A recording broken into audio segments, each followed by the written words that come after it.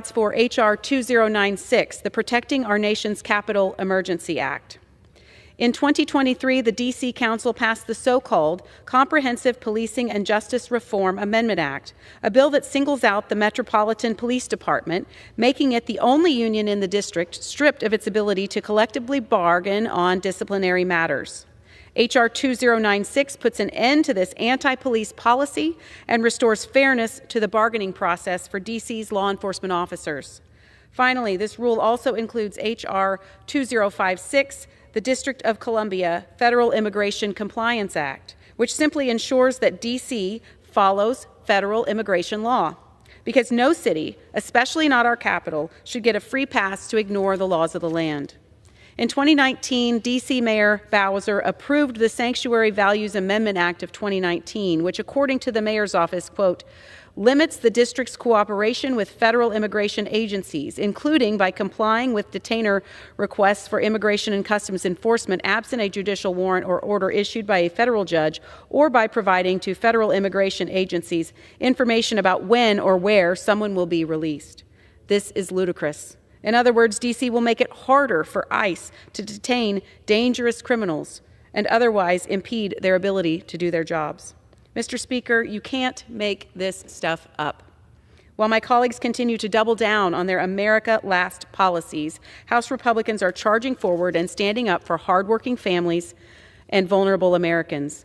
The legislation before us is common sense, pro-law enforcement, and necessary. Mr. Speaker, I look forward to the consideration of these important pieces of legislation and urge the passage of this rule. I reserve the balance of my time. Gentlewoman reserves. The gentleman from Massachusetts is recognized. Well, thank you, Mr. Speaker, and I want to thank the gentlelady from Indiana for yielding me the customary 30 minutes, and I yield myself such time as I may consume. Gentleman is recognized. Mr. Speaker, the bills in this rule today are nothing more than a cheap distraction. Another smokescreen from House Republicans desperate to change the subject. And I get why. After all, it was just 2 weeks ago that nearly every single Republican in this chamber voted for what may be the most shameful piece of legislation this body has produced in years, the GOP tax scam. Now, it's bad enough that it gives massive tax breaks to billionaires and wealthy donors, but it does that by literally taking food out of the mouths of hungry seniors and children and ripping health care away from more than 16 million Americans. In case this wasn't clear, Republicans are gutting Medicaid and even targeting Medicare, programs millions of families depend on, not because they have to, but because they want to. Now, I know my friends across the aisle hate to hear us say the truth out loud. It makes them uncomfortable because they know what they are doing is wrong. But that's just the cold, hard truth, Mr. Speaker. And in the process, they're adding trillions to the very national debt they love to complain about when it's politically convenient. That's also the cold, hard truth. Now, numbers don't lie. Look at the Congressional Budget Office analysis. Republicans' math does not add up. Again, this adds trillions to the debt. And now, because the backlash has been swift and deserved, Republicans are scrambling to do everything they can to sweep it under the rug and change the narrative. And that's what these bills are about: political misdirection, not meaningful solutions. Now, let's be clear. 3 of the bills this week meddle in D.C.'s local governance, not because there's some urgent crisis, but because Republicans want to score cheap political points and take power away from a local government they weren't elected to make decisions for. In fact, Republicans referred to the District of Columbia as, quote, property in last night's Rules Committee hearing. Property. I mean, who talks like that? I mean, I thought I was watching Gone with the Wind. This is so incredibly offensive. The people who live in D.C. are not your property. Their land is not your property. Their money is not yours. So keep your hands off it and keep your hands off them. Republicans, Mr. Speaker, are on a power trip. These bills either chase problems that don't exist or duplicate efforts already underway. That is not legislating. That's performative politics. And here's the real kicker. If my Republican colleagues were serious about public safety in D.C., as they claim, then the first thing they do is restore the $1 billion in cities' funding they slashed earlier this year. Now, I want to be clear, this is not federal money. We are literally talking about the city being able to spend their own money that D.C. residents have paid in taxes for the district. That money, taken from D.C.'s budget and paid by D.C. taxpayers, goes towards supporting public safety, social services, and critical infrastructure that residents and tourists alike rely on. Now, the Senate already passed the fix. The bill is ready for us to vote on, and even Donald Trump says he supports it. I can't believe it, but he says he supports it. So why is it that House Republicans here in the Congress are dragging their feet? I thought they did everything Trump directed them to do, Mr. Speaker. Why on this are they willing to stand strong against Trump, but when it comes to taking away health care and food assistance from their constituents, suddenly they have no backbone? They go along with Trump on that. Give me a damn break. The fourth bill this week makes formatting changes to the Halt Fentanyl Act, a bill that we've debated before. Now, let me be very clear. The fentanyl crisis is real, and it is deadly, and it demands serious action.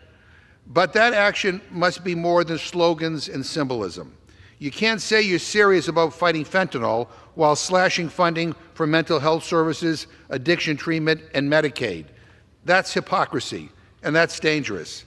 But this is the Republican playbook. You pay lip service to real problems, undercut the solutions that actually work, and shovel more tax breaks to the ultra-wealthy. Rinse and repeat. Mr. Speaker, the American people deserve a hell of a lot better.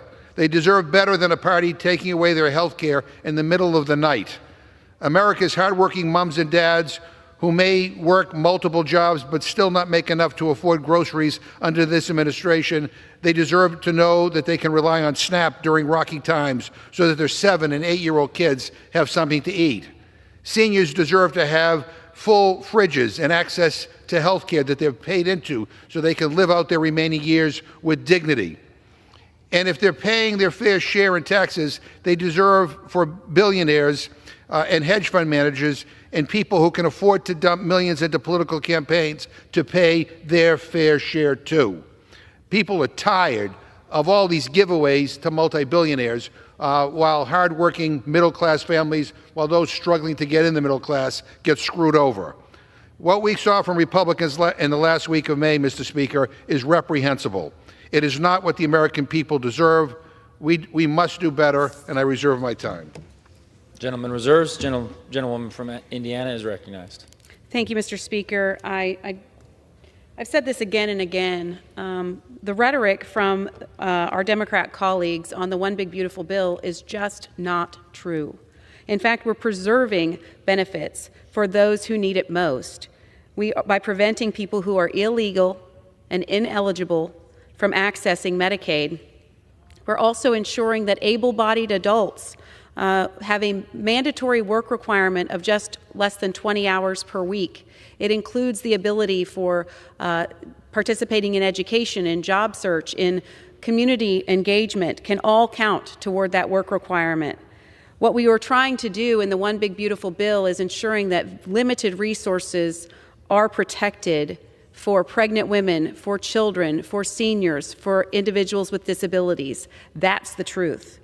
And with reference to the CBO has been wrong again and again and again. It's on record being wrong by more than $1 trillion.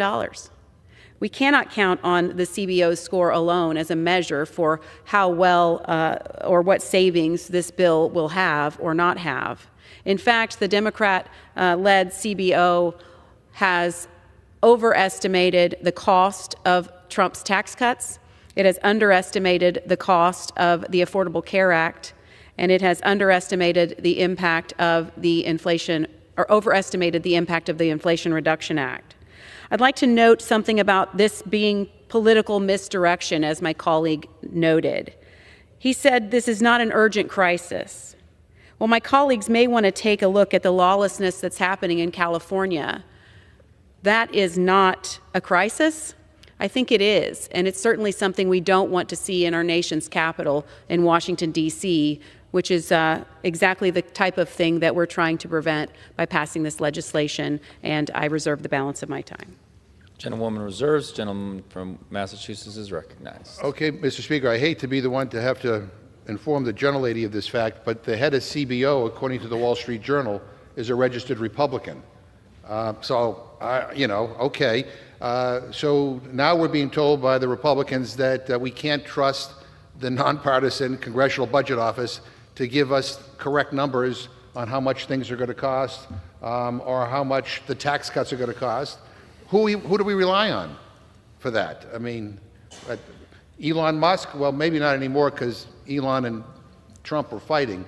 But the bottom line is CBO has been kind of the gold standard that both parties have pointed to on various debates on budgetary bills over the years.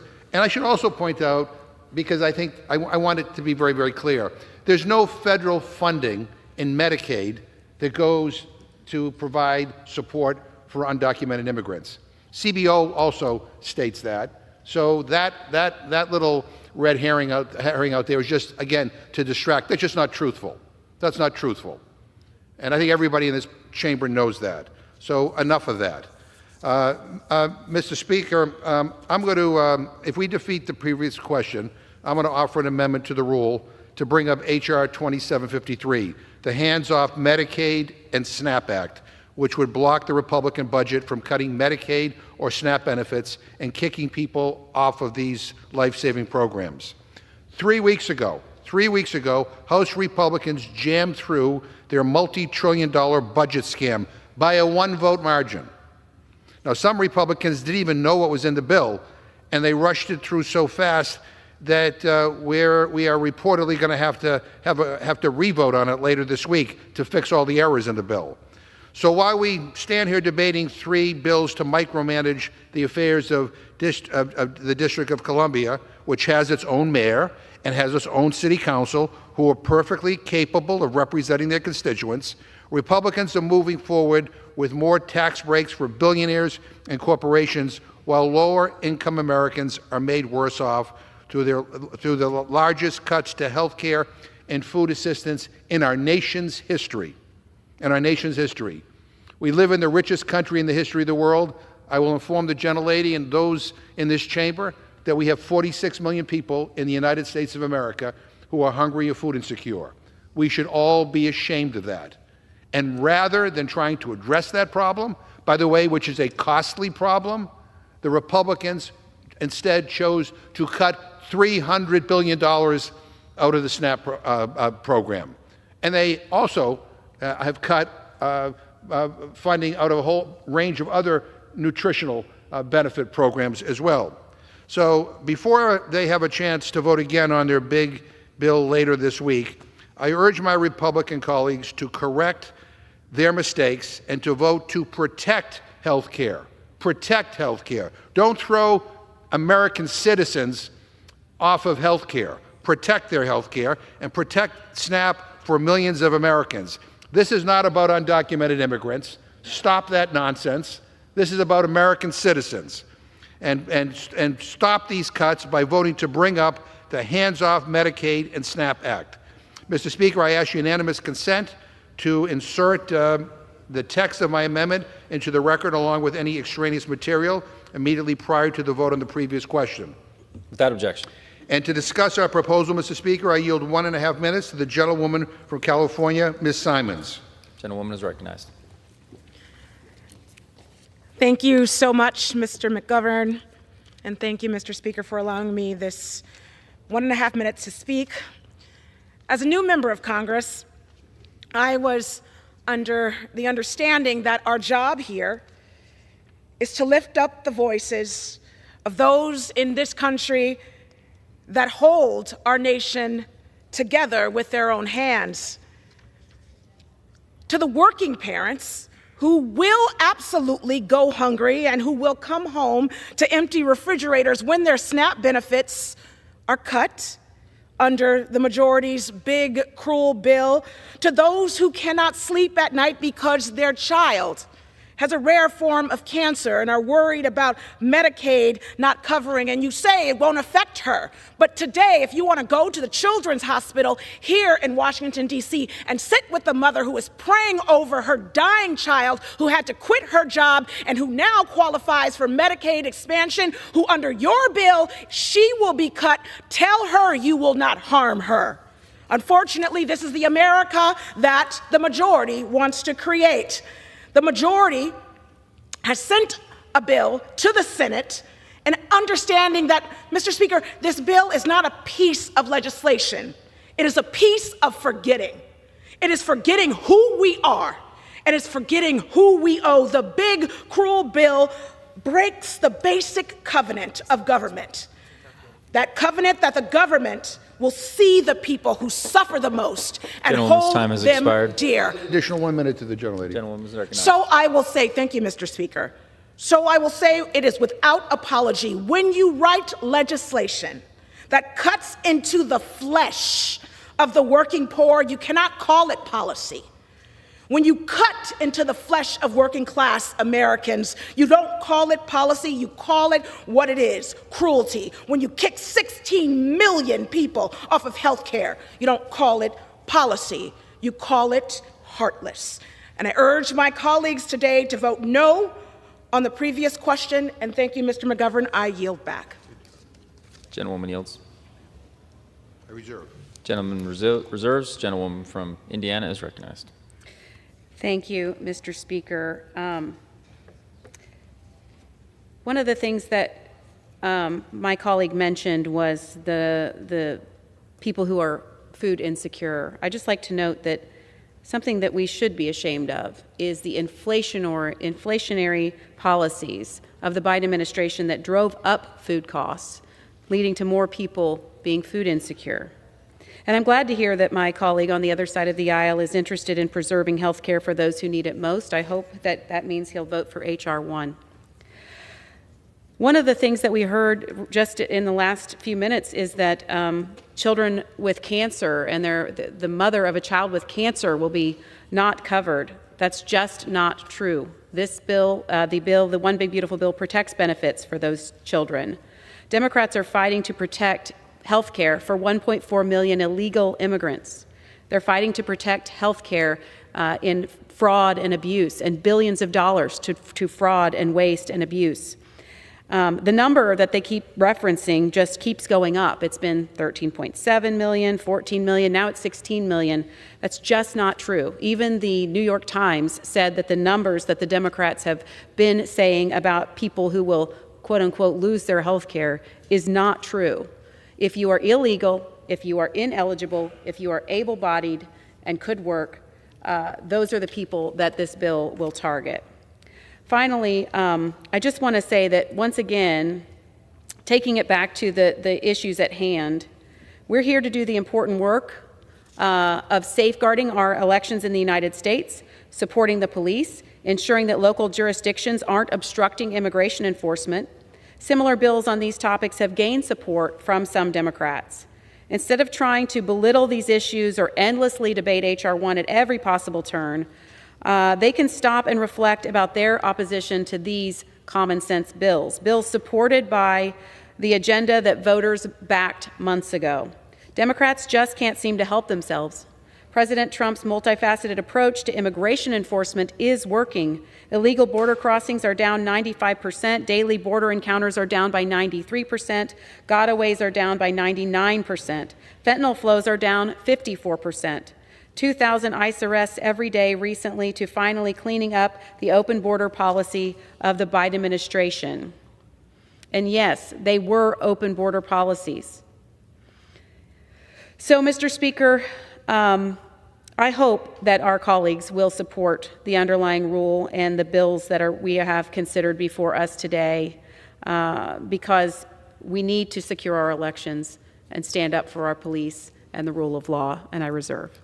Gentlewoman reserves. Gentleman from Massachusetts is recognized. So, Mr. Speaker, let me respond to the gentlelady when she wants to know why the numbers keep on going up in terms of the number of uninsured. is because the Republicans continuously changed their bill and made it worse. That's why. You made it worse. The bill that we voted on throws more people off of health care. Boy, that's something to be proud of.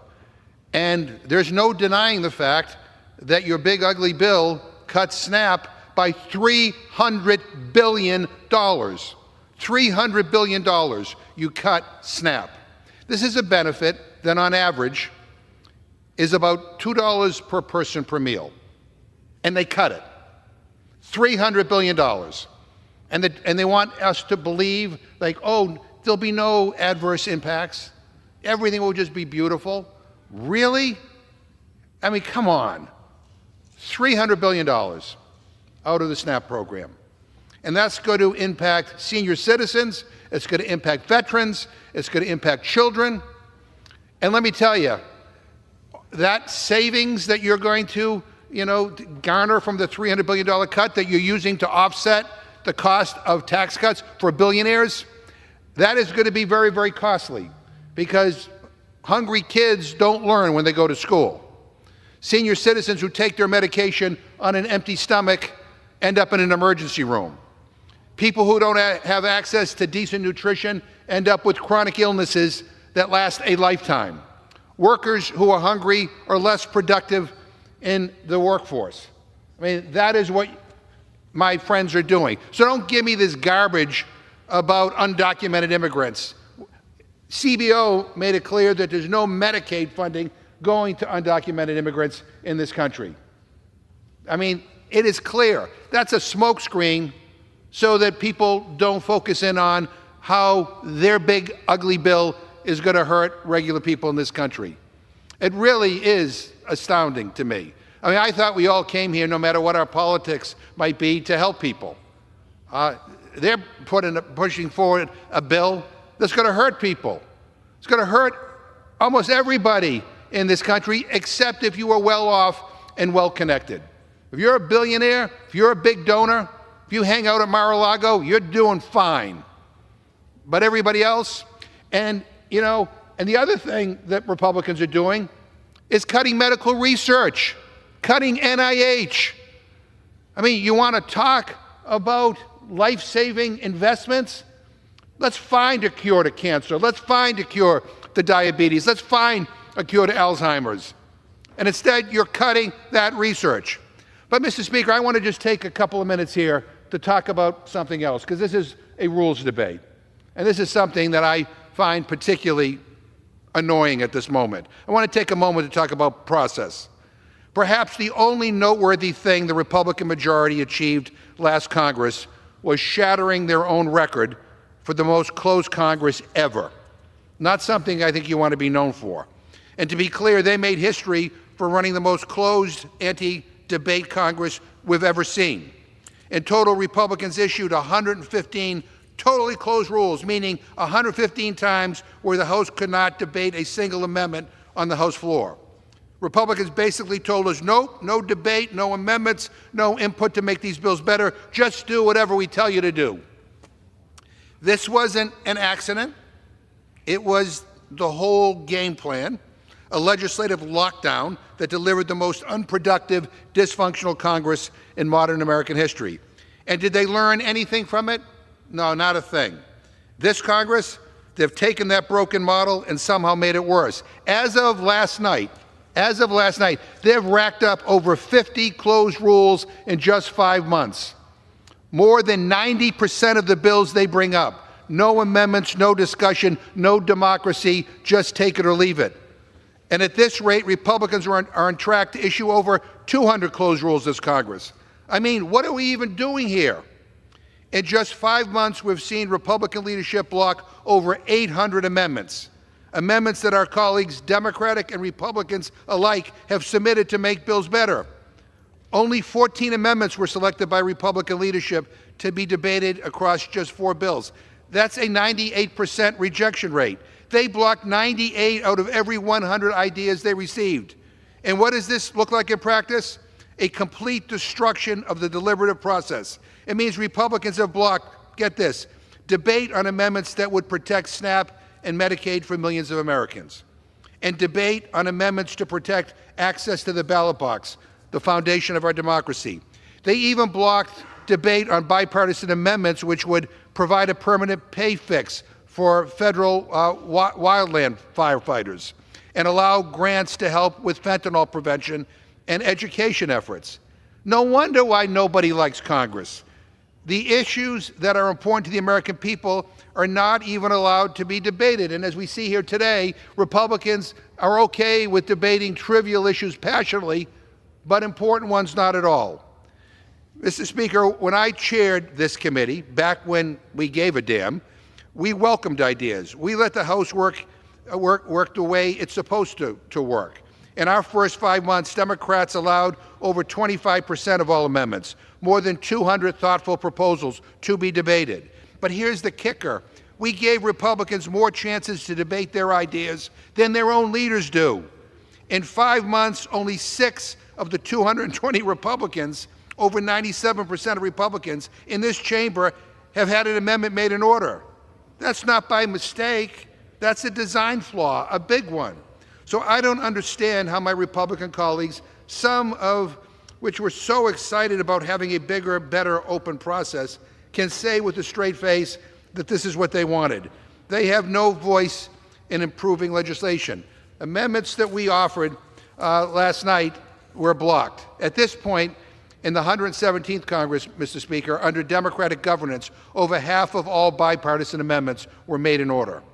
This Congress, we have yet to see a single bipartisan amendment make it to the House floor this year. Not even one. Not even one. Mr. Speaker, this Republican leadership seemed to have forgotten that this institution is a democratic legislative assembly. Instead, they are running like a wannabe authoritarian dictatorship. I know that Donald Trump speaks admiringly of Vladimir Putin all the time, but I mean, this place is becoming like Russia. Come on. I mean, have some respect for the House of Representatives. Let's open this place up a little bit more, because this process right now is a disgrace, and the American people deserve so much better than this. I reserve. Gentleman from Massachusetts reserves. The gentlelady from Indiana is recognized. Mr. Speaker, fear-mongering is not a solution to the problems that we face today. And if we're not going to find savings across all agencies by rooting out waste, fraud, and abuse, we are not going to safeguard these programs for the future.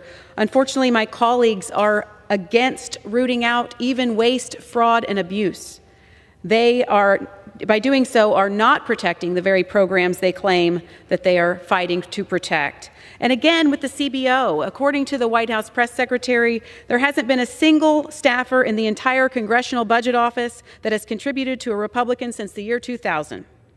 But guess what? Many of the staffers within the CBO have contributed to Democrat candidates and politicians in every single cycle since. So unfortunately, it's not an institution in our country that is bipartisan. It has become partisan and political, which is why conservatives and Republicans on our side are skeptical of the CBO and what they report.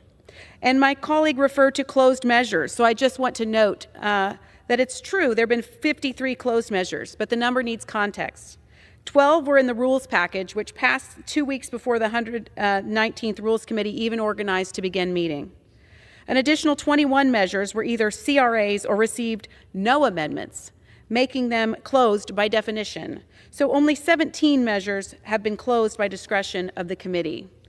So, Mr. Speaker, again, I'd like to make the emphasis what it should be today, which is on safeguarding our elections and supporting local law enforcement and trying to eliminate the deadly scourge of fentanyl across the United States, and I reserve. Lady reserves.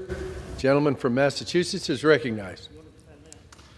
Wow, defending this process. I just want to repeat, when I was chairman, I made 1 out of every 4 amendments in order.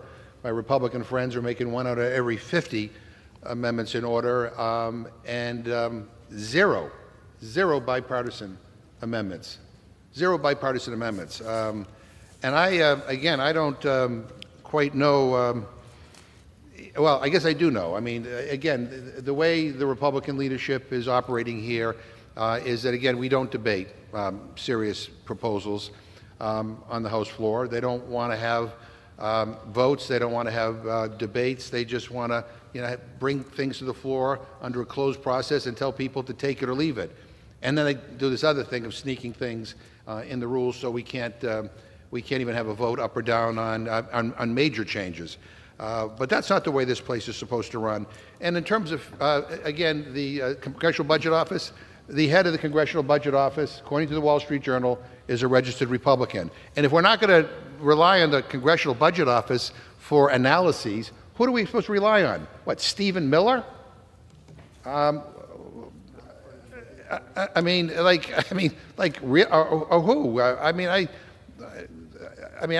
trying to figure out who we're supposed to take your word for it, or just take the president's word for it. This is a guy who doesn't read anything. He says he watches everything on TV. So I don't even understand. This new position of the Republican Party is that there is no such thing as objective analysis unless it always agrees with them. Well, that's just not the way it is. And in terms of fear-mongering, your big, ugly bill that you passed a couple of weeks ago is going to throw millions of people off of health care. It's going to throw millions of people are going to lose their SNAP benefits, their nutritional benefits. And the reason why is because you're making major cuts. It has nothing to do with undocumented immigrants. You can say that all you want. And the gentlelady knows that Medicare does not provide health care for undocumented immigrants. She knows that. Republicans know that. They keep on repeating it anyway because they don't want people to focus in on the reality. But I think the American people are beginning to see through all of this. And again, they don't like what they see. And with that, I reserve my time. Gentleman reserves. Speakers are reminded to direct their comments to the chair. The gentlelady from Indiana is recognized. I reserve. Gentlelady reserves. Gentleman from Massachusetts is recognized. And Mr. Speaker, I just want to say that it's not just CBO saying that your big, ugly bill costs trillions of dollars. It is the Joint Committee on Taxation Budget, the Joint Committee on Taxation Budget Lab at Yale, Penn, Wharton Budget Model, and the right-leaning Tax Foundation. All of them say that your big, ugly bill is going to cost trillions and add trillions to the deficit, to explode the deficit, add to the debt. And that is, it's just everybody. The only people that are saying that this is not going to explode the deficit are my Republican friends here in the House. And I think if they keep on saying that it's not going to cost anything, then people will believe that. Well, that's just not the case. I reserve. Gentleman from Massachusetts reserves. The gentlelady from Indiana is recognized. Mr. Speaker, many of the entities that my colleague on the other side of the aisle mentioned do not account for growth. And the growth measure is significant in reducing the deficit. And I believe that under President Trump's One Big Beautiful Bill, we will have record amounts of growth. Our version of the bill only accounts for about 2.6% of growth. Some of these agencies are accounting for only 1.8% growth, counting toward the calculations in this bill. So if we're not accounting for a robust growth, which I think we will get, then we will have an unclear picture, which is why I'm leaning into OMB Director Russ Vought's announcement or assessment of the bill, and I reserve. Gentlelady reserves. The gentleman from Massachusetts is recognized. Mr. Speaker, I hate to tell the gentlelady this, but every one of the organizations that I mentioned actually does account for growth. I have the charts here. I'm happy to share them with you. From the Tax Foundation to the Penn Wharton Budget Model to Budget Lab at Yale to the Joint Committee on Taxation. Here's the graph. I'm happy to share that with you so you can see. And if your leadership is telling you that they don't, then they're not being honest with you about the extent of this. And Mr. Massey, a member of the Republican Party, has also talked about how your big, ugly bill is going to add trillions to the deficit and the debt. And with that, I reserve. Gentleman reserves. The gentlelady from Indiana is recognized. I reserve. Gentlelady reserves. Gentleman from Massachusetts is recognized. Could I ask the gentlelady how many more speakers does she have on her side? I'm prepared to close. Okay. Then I will yield myself the remaining time. Gentleman is recognized. How much time do I have left, Mr. Speaker? Gentleman has 6.5 minutes. Okay. Mr. Speaker, the truth is that these bills are nothing more than window dressing to cover up a truly grotesque set of priorities. Let's not forget, Republicans just voted to rip health care away from 16 million people, not undocumented immigrants, but 16 million American citizens. They voted to deny food assistance to children, to seniors, and to veterans. They are set to explode the deficit by trillions, just to reward their wealthy donors. And now, with even their own members having second thoughts and regrets about that vote, as the New York Times reported last week, they're desperate to change the conversation. But these bills, these distractions, they won't work, because the American people are paying attention. They see what's happening. They see the cruelty behind these choices, and they're not fooled. This isn't about policy. This is about morality, about what kind of country we want to be, about whether we stand with working families or with billionaires, whether we choose compassion or cruelty.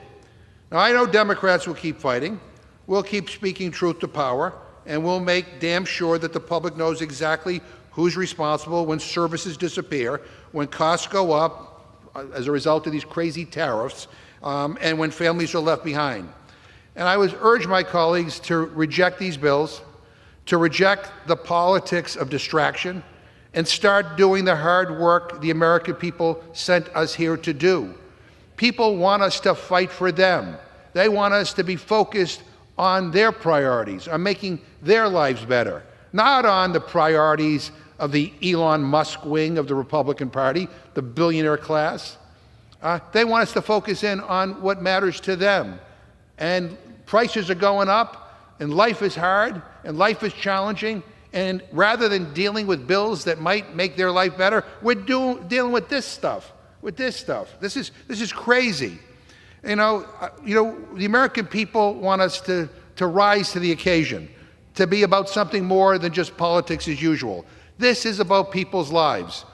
And I'll tell you, we owe the American people much better than this Congress is delivering. And really, it is shameful that week after week after week, we come up with these distractions that mean nothing in people's lives.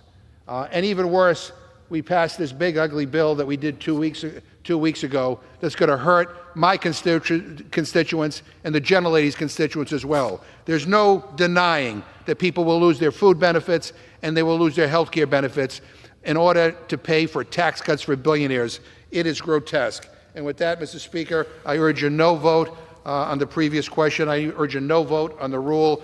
And if the rule passes, I urge no votes on all these damn bills. And with that, I yield back my time. Gentleman yields back. The gentlelady from Indiana is recognized to close. Mr. Speaker, may I inquire how much time I have? 17.5 minutes. Wonderful. Mr. Speaker, I yield myself the balance of my time. Gentlelady is recognized. So I've got just a couple of things I'd like to note in my closing, and this is reasons why the One Big Beautiful Bill is the best chance in a generation to pass critical reforms that the American people voted for. It delivers tax relief, the largest tax cut in American history, meaning an extra $5,000 in Americans' pockets with double-digit % decrease to their tax bills.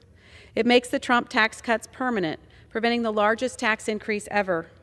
It raises Americans' take-home pay by as much as $13,300 and wages by as much as $11,600. It reverses the spending curse plaguing Washington, D.C. The bill delivers the largest deficit reduction in nearly 30 years with $1.6 trillion in mandatory savings, the largest single reduction in mandatory spending in our country's history. It delivers no tax on tips and no tax on overtime. It provides historic tax relief for seniors. It finishes President Trump's border wall. It boosts Border Patrol and ICE agents on the front line with the largest border security investment in history. It increases the child tax credit to $2,500 per family. It protects Medicaid for Americans who truly need it. It implements popular work requirements for able-bodied Americans receiving taxpayer-funded benefits. It eliminates hundreds of billions of dollars in green new scam tax credits. It reverses electric vehicle mandates that let radical climate activists set the standards in American energy. It ends Biden's war on American energy. It streamlines onerous permitting processes so America can get building again. It refills the Strategic Petroleum Reserve to safeguard America's energy security. It repeals and rescinds every green corporate welfare subsidy. It stops illegal immigrants from receiving tax credits and tax remittances sent to foreign countries. It supports small businesses by increasing the Section 199A deduction to 23%. It incentivizes Made in America. It creates new Trump savings accounts for newborns. It expands access to child care for hardworking families.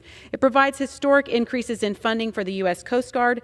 It supports building new factories to grow domestic business operations. It helps American farmers, producers, and ranchers compete and sell products in foreign markets. It holds woke elitist universities accountable by increasing the endowment tax on large universities. It protects hardworking taxpayers by canceling Biden's illegal and unfair student loan bailouts. It ends taxpayer-funded gender transition procedures. It's a once-in-a-generation chance to revolutionize our nation's defense capabilities and protect the homeland against new threats by funding President Trump's Golden Dome. It enhances the capacity of America's naval fleet. It modernizes air traffic control. It strengthens SNAP benefits. It implements critical program integrity and cost containment provisions in Medicaid to strengthen it for future generations.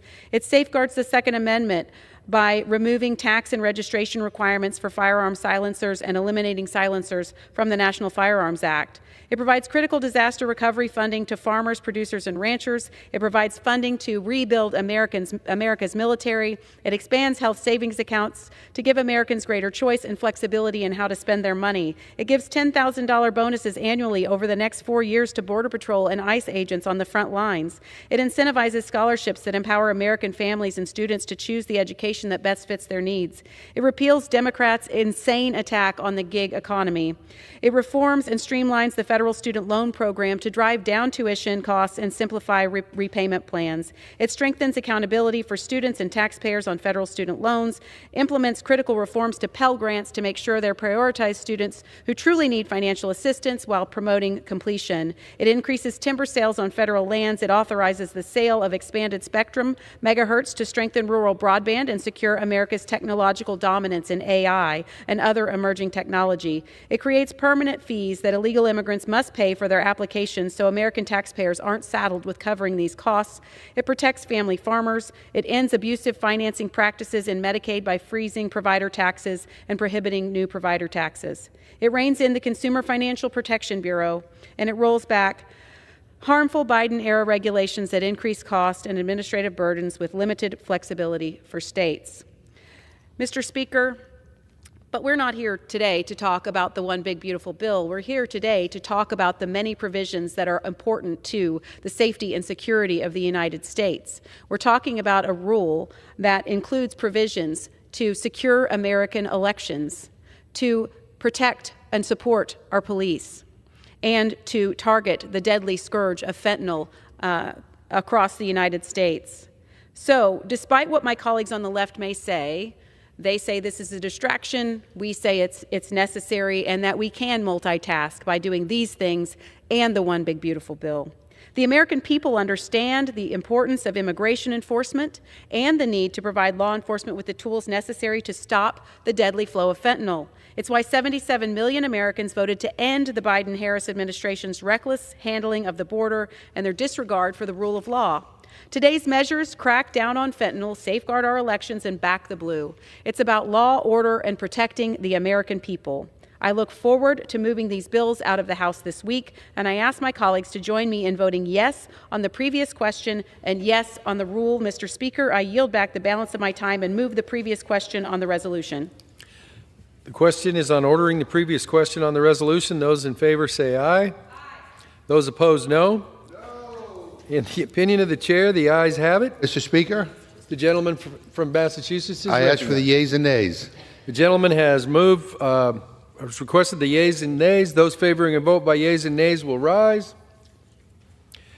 A sufficient number having risen, the yeas and nays are ordered pursuant to Clause 8 of Rule 20. Further proceedings on the question will be postponed. Pursuant to Clause 12A of Rule 1, the Chair declares the House in recess, subject to the call of the Chair. Carefully to our feeble voices. Your might is unfathomable, and yet you give us access to it, that we can wield it when we but ask. Temper our desire to use this privilege for our personal gain, but enlighten us to the needs of those who are powerless over their present circumstance. Guide us to discern in response to local and global challenges how and when to act, and direct us in the use of the wealth of resources you have made available to us to steward. Humbled before you and honored to serve you, may we yield ourselves to you, that you would use us as instruments of your powerful love and abounding mercy. In the strength of your name we pray. Amen. Amen. The Chair has examined the Journal of the last day's proceedings and announces to the House the approval thereof. Pursuant to Clause 1 of Rule 1, the Journal stands approved. The Pledge of Allegiance will be led by the gentleman from Massachusetts, Mr. McGovern. I pledge allegiance to the flag of the United States of America and to the republic for which it stands, one nation, under God, indivisible, with liberty and justice for all. The Chair will entertain up to 15 requests for 1-minute speeches on each side of the aisle. For what purpose does the gentlewoman from North Carolina seek recognition? Thank you, Mr. Speaker. I ask for unanimous consent to address the House for 1 minute. Without objection, the gentlewoman is recognized for 1 minute. Thank you, Mr. Speaker. Mr. Speaker, I rise to commend the Rockingham County government and Kevin Berger, chairman of the Rockingham County Commissioners Board, in the planning and implementation of the Rockingham County Veterans Treatment Court. In October of last year, the Rockingham County government received a $900,000 grant to help fund this novel endeavor. It was one out of 5 counties within the United States to receive this level of funding for such programs.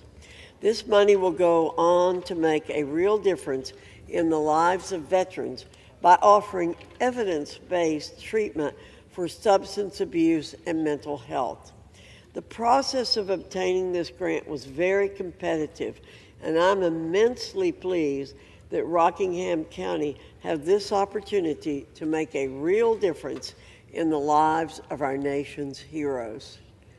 I yield back. For what purpose does the gentleman from Massachusetts seek recognition? I ask unanimous consent to address the House for 1 minute, revise and extend my remarks. Without objection, the gentleman is recognized for 1 minute. Mr. Speaker, last December, Democrats and Republicans negotiated a bipartisan deal to extend the law replacing stolen SNAP benefits for an additional 4 years.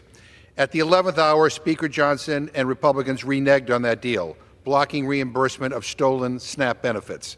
Since that time, thieves have stolen $10 million from 20,000 families in Massachusetts alone, leaving them with decimated food budgets and nowhere to turn through no fault of their own.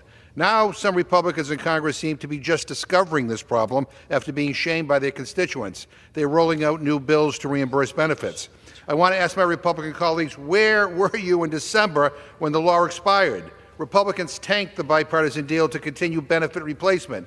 We don't need more gratuitous bills from Republicans who just voted to cut SNAP by $300 billion.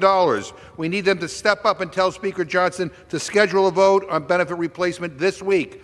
Hungry families can't wait another 6 months for relief. And unlike so many of my Republican colleagues, they don't get invited to fancy dinners at Mar-a-Lago or billionaire-hosted fundraisers. Let's get serious and protect families from theft and end hunger now. I yield back.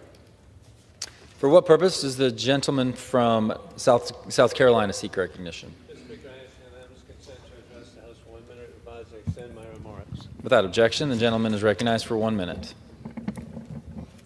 And providing for consideration of the bill, Senate 331, to amend the Controlled Substances Act with respect to the scheduling of fentanyl-related substances and for other purposes.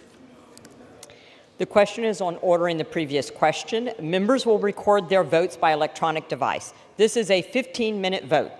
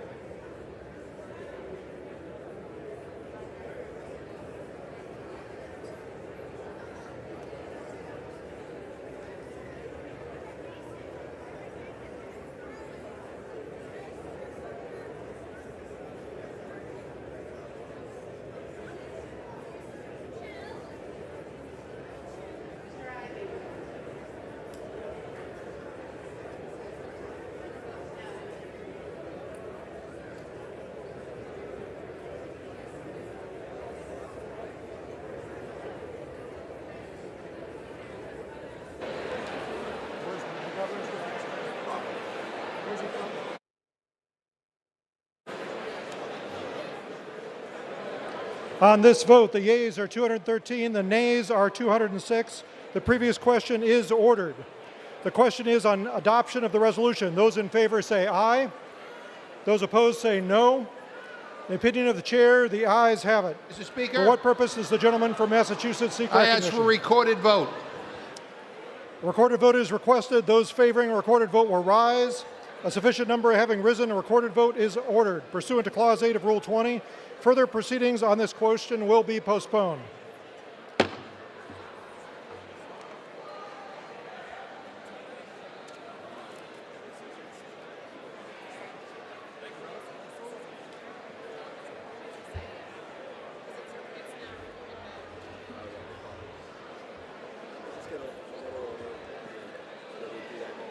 Everybody knows that's coming now? Yeah, so this is just to prepare the minutes and then we'll recess and then we'll set aside. Shh. Pursuant to House Resolution 469, this time has been designated for the taking of the official photo of the House of Representatives in session. The House will be in a brief recess while the chamber is being prepared for the photo.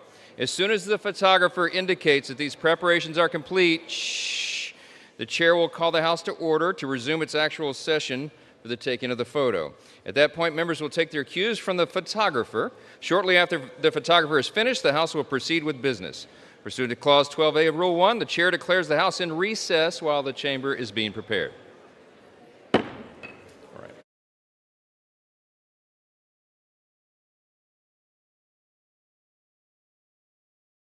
16 million people off of health care. You don't call it policy, you call it heartless. And I urge my colleagues today to vote no. Rough paths. Such power is too wonderful for us to conceive, and yet you listen carefully to our feeble voices. Your might is unfathomable, and yet you give us access to it, that we can wield it when we but ask. Temper our desire to use this privilege for our personal gain, but enlighten us to the needs of those who are powerless over their present circumstance. Guide us to discern in response to local and global challenges how and when to act, and direct us in the use of the wealth of resources you have made available to us to steward. Humbled before you and honored to serve you, may we yield ourselves to you, that you would use us as instruments of your powerful love and abounding mercy. In the strength of your name we pray. Amen. Amen. The chair has examined the journal of the last day's proceedings and announces to the House the approval thereof. Pursuant to Clause 1 of Rule 1, the journal stands approved. The Pledge of Allegiance will be led by the gentleman from Massachusetts, Mr. McGovern. With me. I pledge allegiance to the flag of the United States of America and to the republic for which it stands, one nation, under God, indivisible, with liberty and justice for all.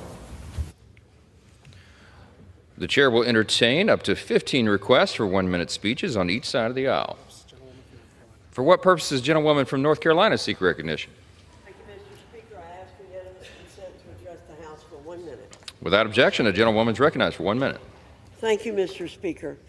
Mr. Speaker, I rise to commend the Rockingham County government and Kevin Berger, chairman of the Rockingham County Commissioners Board, in the planning and implementation of the Rockingham County Veterans Treatment Court.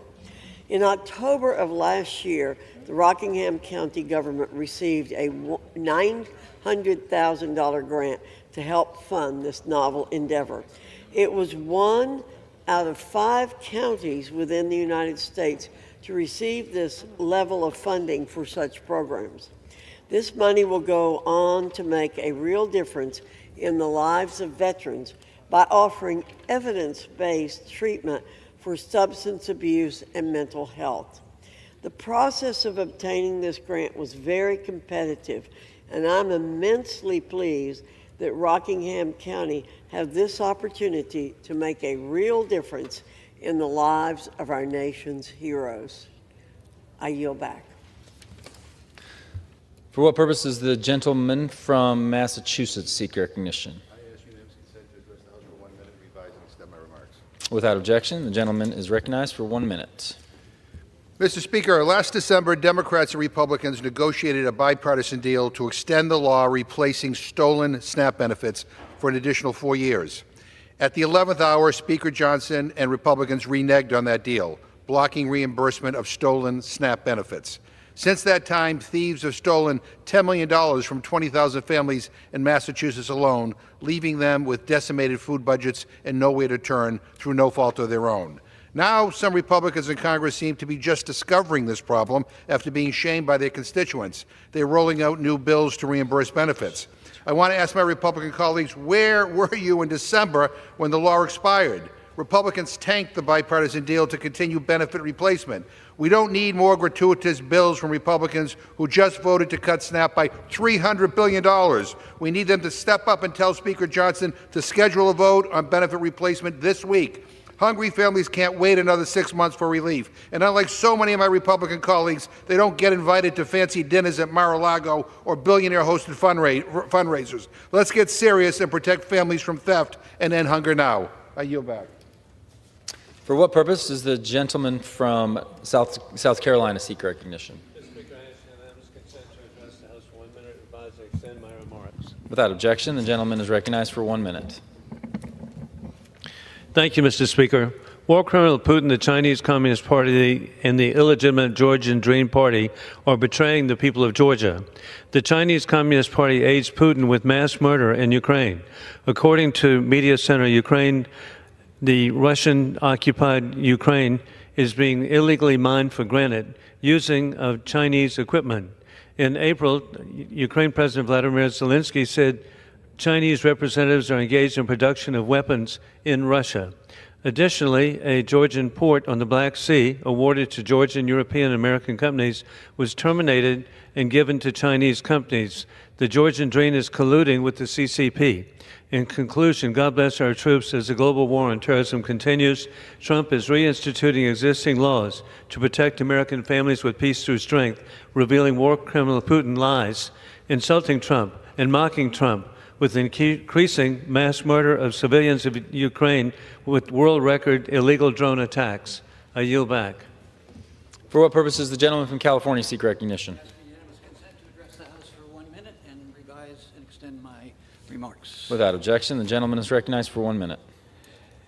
Thank you, Mr. Speaker. I rise today to recognize the life and service of Gwen Watson, who worked to uplift vulnerable populations throughout her life in my community in the East Bay of the San Francisco Bay Area and throughout the state of California. Gwen began her career as a teacher in Louisiana, working with high school students seeking vocational services. She later moved to the San Francisco Bay Area, where she served Contra Costa County's homeless population through the St. Vincent de Paul Hope Conference and the Interfaith Council of Contra Costa. Gwen also served as the president of the League of Women Voters Diablo Valley, overseeing the You Don't Need a Home Vote project. In addition, in that position on the League of Women Voters, she facilitated candidates forums, and I remember many years ago when I first ran for the Concord City Council, Gwen was there doing her civic best with the League of Women Voters. Sadly, Gwen passed away in May. She will be remembered for her advocacy and her commitment to service. She was an inspiration to all of us who knew her and called her a friend. Please join me in honoring Gwen Watson for her invaluable contributions to our community and to our country. Thank you, Mr. Speaker, and I yield back. For what purpose does the gentleman from the single greatest state in the entire Union, from Utah, seek recognition? Thank you, Mr. Speaker. I ask unanimous consent to address the House for 1 minute to revise and extend my remarks. Without objection, the gentleman from the greatest state in the Union, Utah, is recognized for 1 minute. Thank you, Mr. Speaker. I rise today in recognition of our nation's aviation professionals and their need for mental health support. Scientific studies of aviation professionals reveal that many are hesitant to seek mental health treatment due to fears of professional consequences. For example, pilots often speak about their careers with deep passion, and the prospect of losing their wings is seen as one of the worst possible outcomes. As a result, many choose not to self-report mental health concerns, fearing they might be grounded or face stigma within the industry. As a physician, I understand how deeply mental and physical health are connected. When a profession so crucial to our daily lives faces this challenge, I believe it is time we take a second look and see how we can aid in combating this. Destigmatizing mental health treatment for FAA employees and pilots is essential to fostering a culture of safety, trust, and well-being in aviation. Encouraging open dialogue and providing confidential, non-punitive access to mental health support helps ensure pilots receive the care they need without fear of professional repercussions. We cannot allow these essential professionals to suffer in silence. Instead, let's create a system that supports their well-being and keeps our skies safe. Thank you, Mr. Speaker, and I yield back. For what purpose does the gentlewoman from Indiana seek recognition? Mr. Speaker, by the direction of the Committee on Rules, I call up House Resolution 489 and ask for its immediate consideration. The clerk will report the resolution. House Calendar Number 32, House Resolution 489. Resolved that upon adoption of this resolution, it shall be in order to consider in the House the bill, H.R. 884, to prohibit individuals who are not citizens of the United States from voting in elections in the District of Columbia and to repeal the Local Resident Voting Rights Amendment Act of 2022. All points of order against consideration of the bill are waived.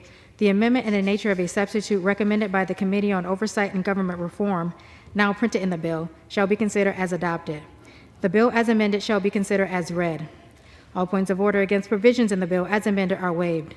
The previous question shall be considered as order on the bill as amended and on any further amendment thereto to final passage without intervening motion except one. 1 hour of debate, equally divided and controlled by the chair and ranking minority member of the Committee on Oversight and Government Reform or their respective designees, and 2, 1 motion to recommit. Section 2, upon adoption of this resolution, it shall be in order to consider in the House the bill, H.R. 2056, to require the District of Columbia to comply with federal immigration laws. All points of order against consideration of the bill are waived. The amendment in the nature of a substitute recommended by the Committee on Oversight and Government Reform, now printed in the bill, modified by the amendment printed in the report of the Committee on Rules accompanying this resolution, shall be considered as adopted. The bill as amended shall be considered as read. All points of order against provisions in the bill as amended are waived. The previous question shall be considered as order on the bill as amended and on any further amendment thereto to final passage without intervening motion except one. 1 hour of debate, equally divided and controlled by the chair and ranking minority member of the Committee on Oversight and Government Reform or their respective designees, and 2, 1 motion to recommit.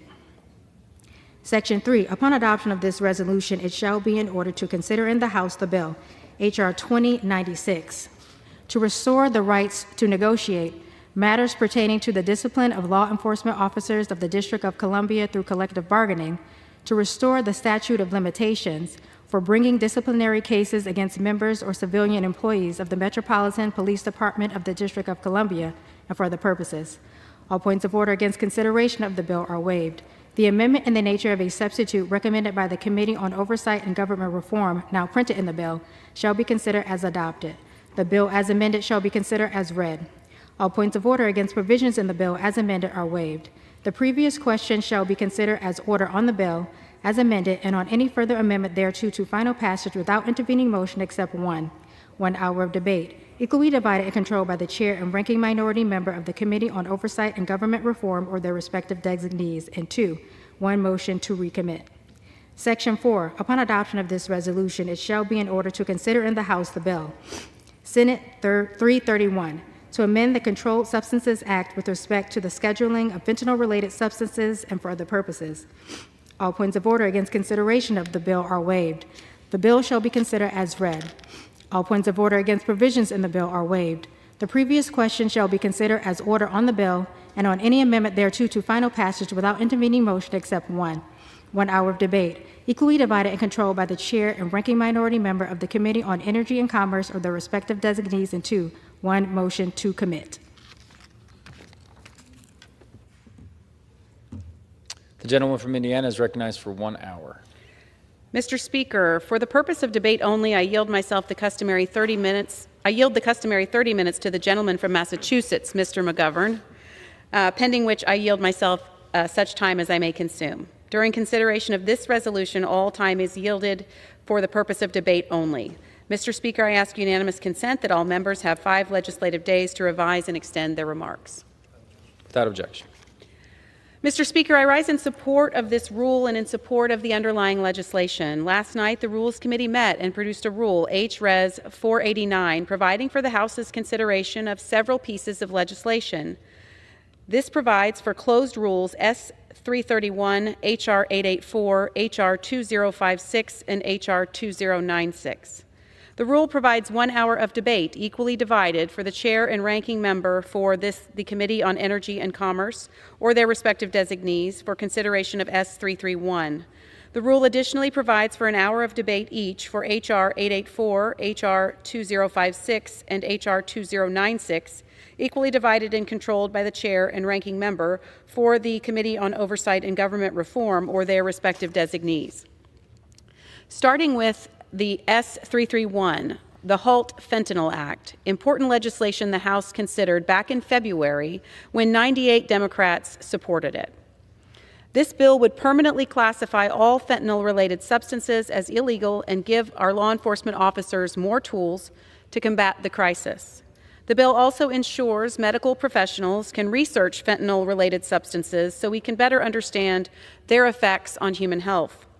In 2023, more than 100,000 people nationwide, including 2,190 from my home state of Indiana, died from a drug overdose.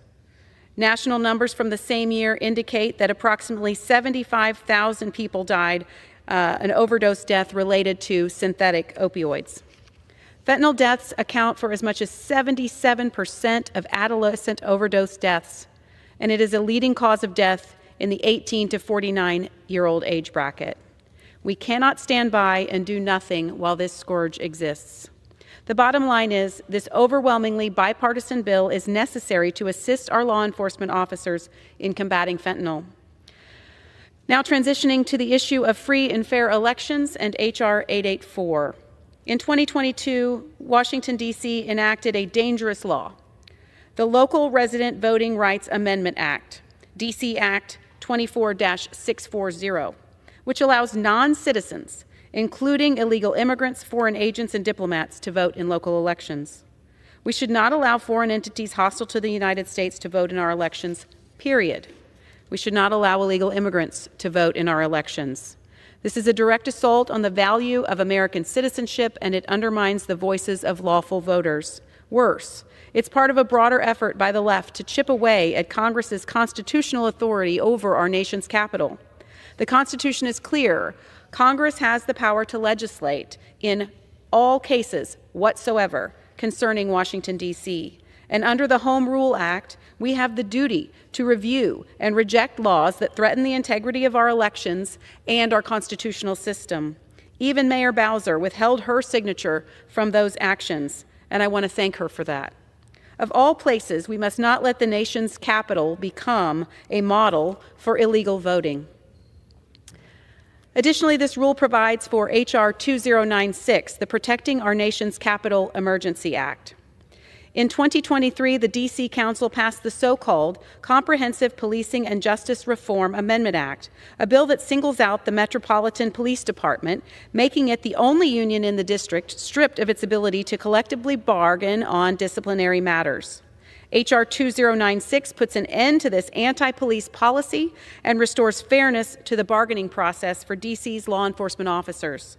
Finally, this rule also includes H.R. 2056, the District of Columbia Federal Immigration Compliance Act, which simply ensures that D.C. follows federal immigration law, because no city, especially not our capital, should get a free pass to ignore the laws of the land. In 2019, D.C. Mayor Bowser approved the Sanctuary Values Amendment Act of 2019, which, according to the mayor's office, quote, limits the district's cooperation with federal immigration agencies, including by complying with detainer requests for Immigration and Customs Enforcement absent a judicial warrant or order issued by a federal judge, or by providing to federal immigration agencies information about when or where someone will be released. This is ludicrous. In other words, D.C. will make it harder for ICE to detain dangerous criminals and otherwise impede their ability to do their jobs. Mr. Speaker, you can't make this stuff up. While my colleagues continue to double down on their America Last policies, House Republicans are charging forward and standing up for hardworking families and vulnerable Americans. The legislation before us is common sense, pro-law enforcement, and necessary. Mr. Speaker, I look forward to the consideration of these important pieces of legislation and urge the passage of this rule. I reserve the balance of my time. Gentlewoman reserves. The gentleman from Massachusetts is recognized. Well, thank you, Mr. Speaker, and I want to thank the gentlelady from Indiana for yielding me the customary 30 minutes, and I yield myself such time as I may consume. Gentleman is recognized. Mr. Speaker, the bills in this rule today are nothing more than a cheap distraction. Another smokescreen from House Republicans desperate another smokescreen from House Republicans desperate to change the subject. And I get why. After all, it was just 2 weeks ago that nearly every single Republican in this chamber voted for what may be the most shameful piece of legislation this body has produced in years, the GOP tax scam. Now, it's bad enough that it gives massive tax breaks to billionaires and wealthy donors, but it does that by literally taking food out of the mouths of hungry seniors and children and ripping health care away from more than 16 million Americans. In case this wasn't clear, Republicans are gutting Medicaid and even targeting Medicare, programs millions of families depend on, not because they have to, but because they want to. Now, I know my friends across the aisle hate to hear us say the truth out loud. It makes them uncomfortable because they know what they are doing is wrong, but that's just the cold, hard truth, Mr. Speaker. And in the process, they're adding trillions to the very national debt they love to complain about when it's politically convenient. That's also the cold, hard truth. Now, numbers don't lie. Look at the Congressional Budget Office analysis. Republicans' math does not add up. Again, this adds trillions to the debt. And now, because the backlash has been swift and deserved, Republicans are scrambling to do everything they can to sweep it under the rug and change the narrative. And that's what these bills are about. Political misdirection, not meaningful solutions. Now, let's be clear. 3 of the bills this week meddle in D.C.'s local governance. Not because there's some urgent crisis, but because Republicans want to score cheap political points and take power away from a local government they weren't elected to make decisions for. In fact, Republicans referred to the District of Columbia as, quote, property in last night's Rules Committee hearing. Property. I mean, who talks like that? I mean, I thought I was watching Gone with the Wind. This is so incredibly offensive. The people who live in D.C. are not your property. Their land is not your property. Their money is not yours. So keep your hands off it and keep your hands off them. Republicans, Mr. Speaker, are on a power trip. These bills either chase problems that don't exist or duplicate efforts already underway. That is not legislating. That's performative politics. And here's the real kicker. If my Republican colleagues were serious about public safety in D.C., as they claim, then the first thing they do is restore the $1 billion in cities funding they slashed earlier this year. Now, I want to be clear, this is not federal money. We are literally talking about the city being able to spend their own money that D.C. residents have paid in taxes for the district. That money, taken from D.C.'s budget and paid by D.C. taxpayers, goes towards supporting public safety, social services, and critical infrastructure that residents and tourists alike rely on. Now, the Senate already passed the fix. The bill is ready for us to vote on, and even Donald Trump says he supports it. I can't believe it, but he says he supports it. So why is it that House Republicans here in the Congress are dragging their feet? I thought they did everything Trump directed them to do, Mr. Speaker. Why on this are they willing to stand strong against Trump, but when it comes to taking away health care and food assistance from their constituents, suddenly they have no backbone. They go along with Trump on that. Give me a damn break. The 4th bill this week makes formatting changes to the HALT Fentanyl Act, a bill that we've debated before. Now, let me be very clear. The fentanyl crisis is real, and it is deadly, and it demands serious action. But that action must be more than slogans and symbolism. You can't say you're serious about fighting fentanyl while slashing funding for mental health services, addiction treatment, and Medicaid. That's hypocrisy, and that's dangerous. But this is the Republican playbook. You pay lip service to real problems, undercut the solutions that actually work, and shovel more tax breaks to the ultra-wealthy. Rinse and repeat. Mr. Speaker, the American people deserve a hell of a lot better. They deserve better than a party taking away their health care in the middle of the night. America's hardworking moms and dads who may work multiple jobs but still not make enough to afford groceries under this administration, they deserve to know that they can rely on SNAP during rocky times so that their 7- and 8-year-old kids have something to eat. Seniors deserve to have full fridges and access to health care that they've paid into so they can live out their remaining years with dignity. And if they're paying their fair share in taxes, they deserve for billionaires and hedge fund managers and people who can afford to dump millions into political campaigns to pay their fair share too. People are tired of all these giveaways to multi-billionaires while hard-working middle-class families, while those struggling to get in the middle class, get screwed over.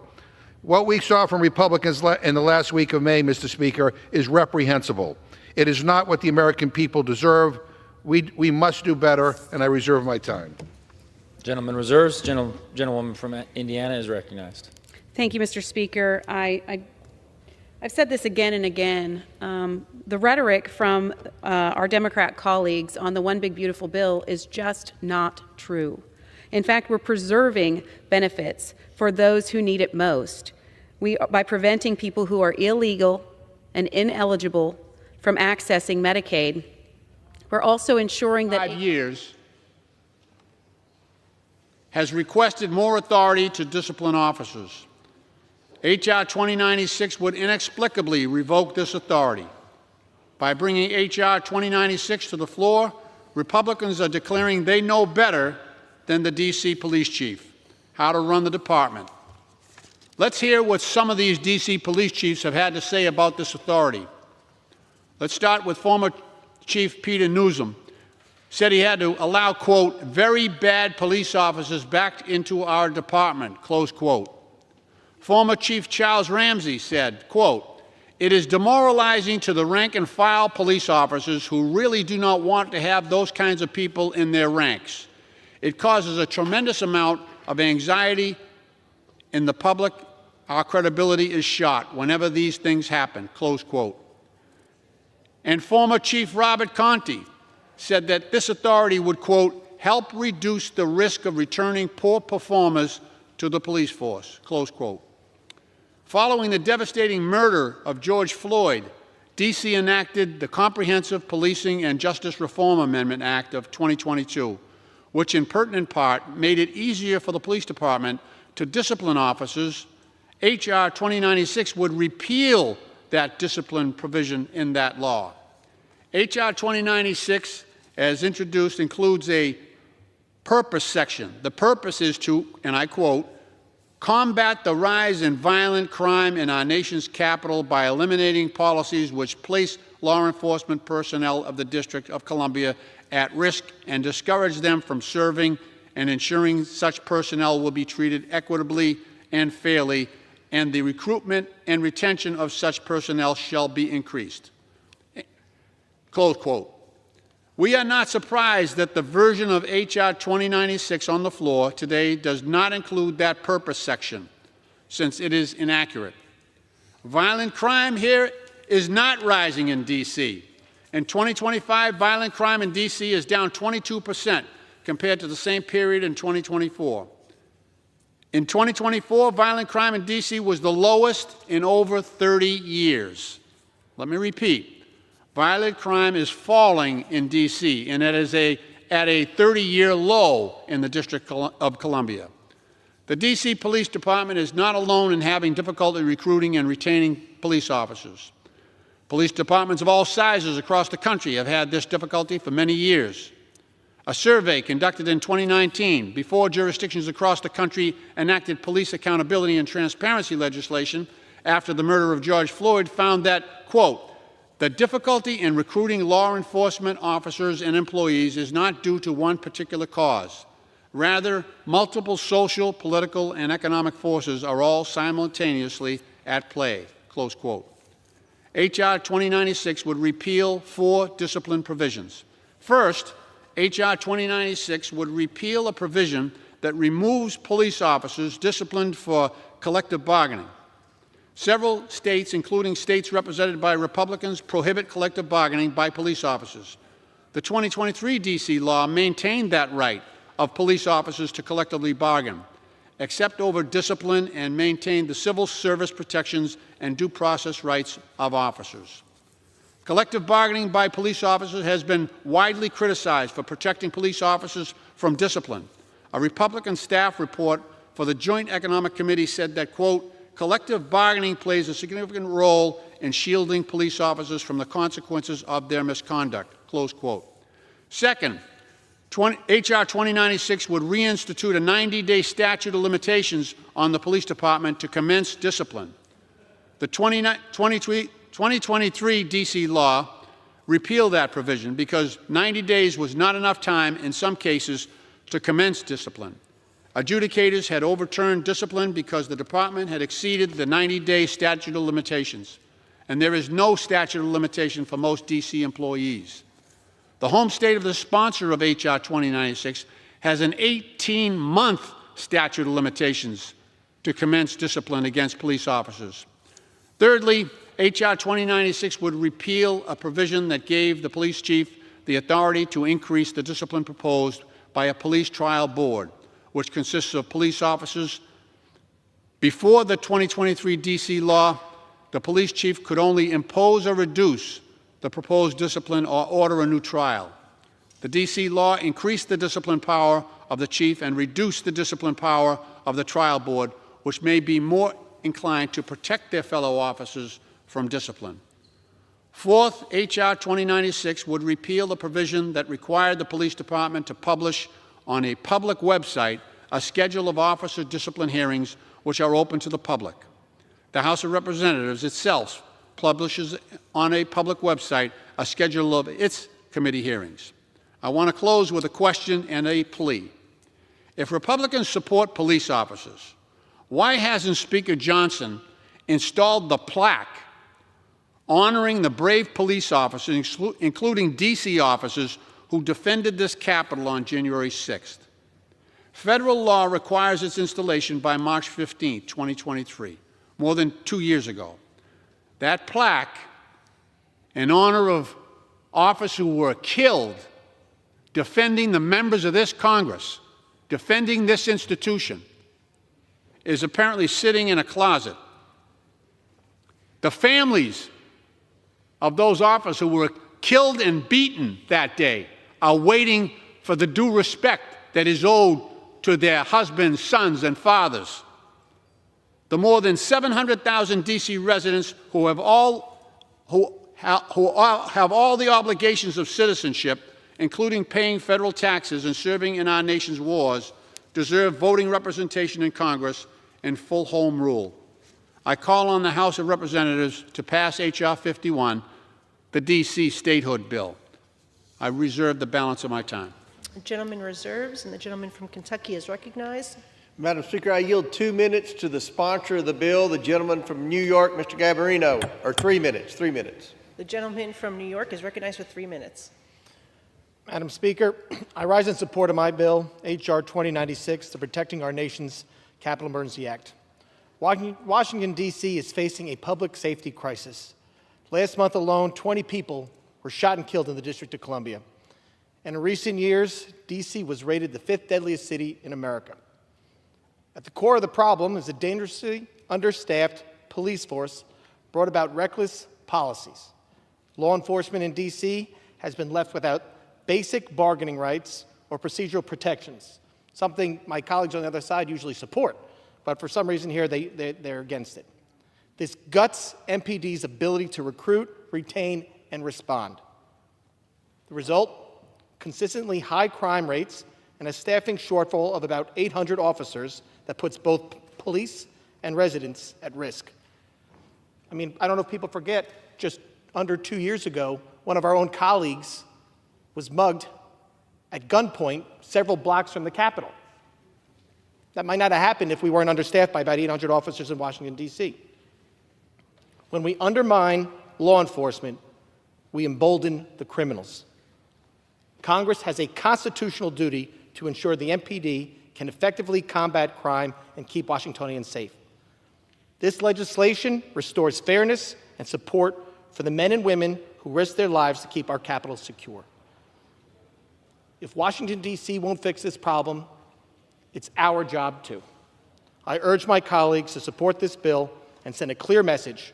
We stand with the law enforcement and will not allow D.C. to spiral further into lawlessness. Thank you. I yield back. The gentleman reserves. The gentleman from Massachusetts is recognized. Thank you, Madam Speaker. At this time, I'd like to yield 7 minutes to the gentlelady from the District of Columbia, Ms. Holmes Norton. The gentlewoman from the District of Columbia is recognized for 7 minutes. I thank the gentleman. I strongly oppose this anti-democratic bill, which would repeal provisions of a law enacted by the locally elected District of Columbia government. The over 700,000 D.C. residents, the majority of whom are black and brown, are capable and worthy of local self-government. I ask unanimous consent to enter into the record a letter from D.C.'s locally elected Chief Executive Mayor Muriel Bowser opposing this bill. I ask unanimous consent to enter into the record a letter from every member of D.C.'s locally elected legislature, the council opposing this bill. Without objection. I ask unanimous consent to enter into the record a letter from D.C.'s locally elected Attorney General, Brian Schwab, opposing this bill. Without objection. The Republicans regularly introduce legislation to repeal local D.C. laws. What is different about this bill is it also overrides longstanding wishes of the D.C. Police Department. For at least a quarter century, the D.C. Police Department has requested increased authority to discipline officers for misconduct. The council gave the department this authority after the murder of George Floyd. This bill would take away this authority. I will discuss this justification, the justification and timing of this bill, though it is always wrong and never the right time for Congress to legislate on local D.C. matters. This bill says it is necessary to combat rising violent crime in D.C. and to improve the retention and recruitment of D.C. police officers. This bill has its facts wrong. Last year, violent crime in D.C. reached a more than 30-year low. This year, violent crime in D.C. is down 22% compared to the same period last year. Police departments throughout the country in both red and blue states are struggling to retain and recruit officers, and they have been so for many years. The timing of the introduction and consideration of this bill is stunning. It was introduced the same bill. Congress cut the local D.C. budget by more than $1 billion. This fiscal sabotage did not save the federal government any money, since the local D.C. budget consists entirely of locally raised revenue. The Senate immediately passed the D.C. Local Funds Act to reverse this cut, although President Trump and the National Fraternal Order of Police called for the House to immediately pass the D.C. Local Funds Act. The D.C. Local Funds Act has been sitting in this House for 3 months. I close by discussing democracy, or lack thereof, in D.C. The Revolutionary War was fought to give consent to the governed and to end taxation without representation. Yet D.C. residents cannot consent to any of the action taken by Congress, whether on local or federal matters, and they pay full federal taxes while being denied voting representation in Congress. If Republicans cared about D.C. residents or democracy, they would take up H.R. 51, the D.C. Statehood Bill. H.R. 51 would admit the residential and commercial areas of D.C. as a state, giving D.C. residents voting representation in Congress and full local self-government. Congress has the authority to admit the new state. The admissions clause of the Constitution gives Congress the authority to admit the new states. All 37 new states were admitted by an act of Congress. The District Clause of the Constitution gives Congress the authority to reduce the size of the federal district, which it has previously done. I urge the House to vote no on H.R. 29-6 and to pass the D.C. Statehood Bill and the D.C. Local Funds Act. I yield. The gentleman reserves. The gentleman from Kentucky is recognized. Gentleman reserves. Gentleman from Massachusetts is recognized. Thank you, Madam Speaker. I now yield to the gentlelady from New Mexico, Ms. Stansbury, for 6 minutes. The lady is recognized.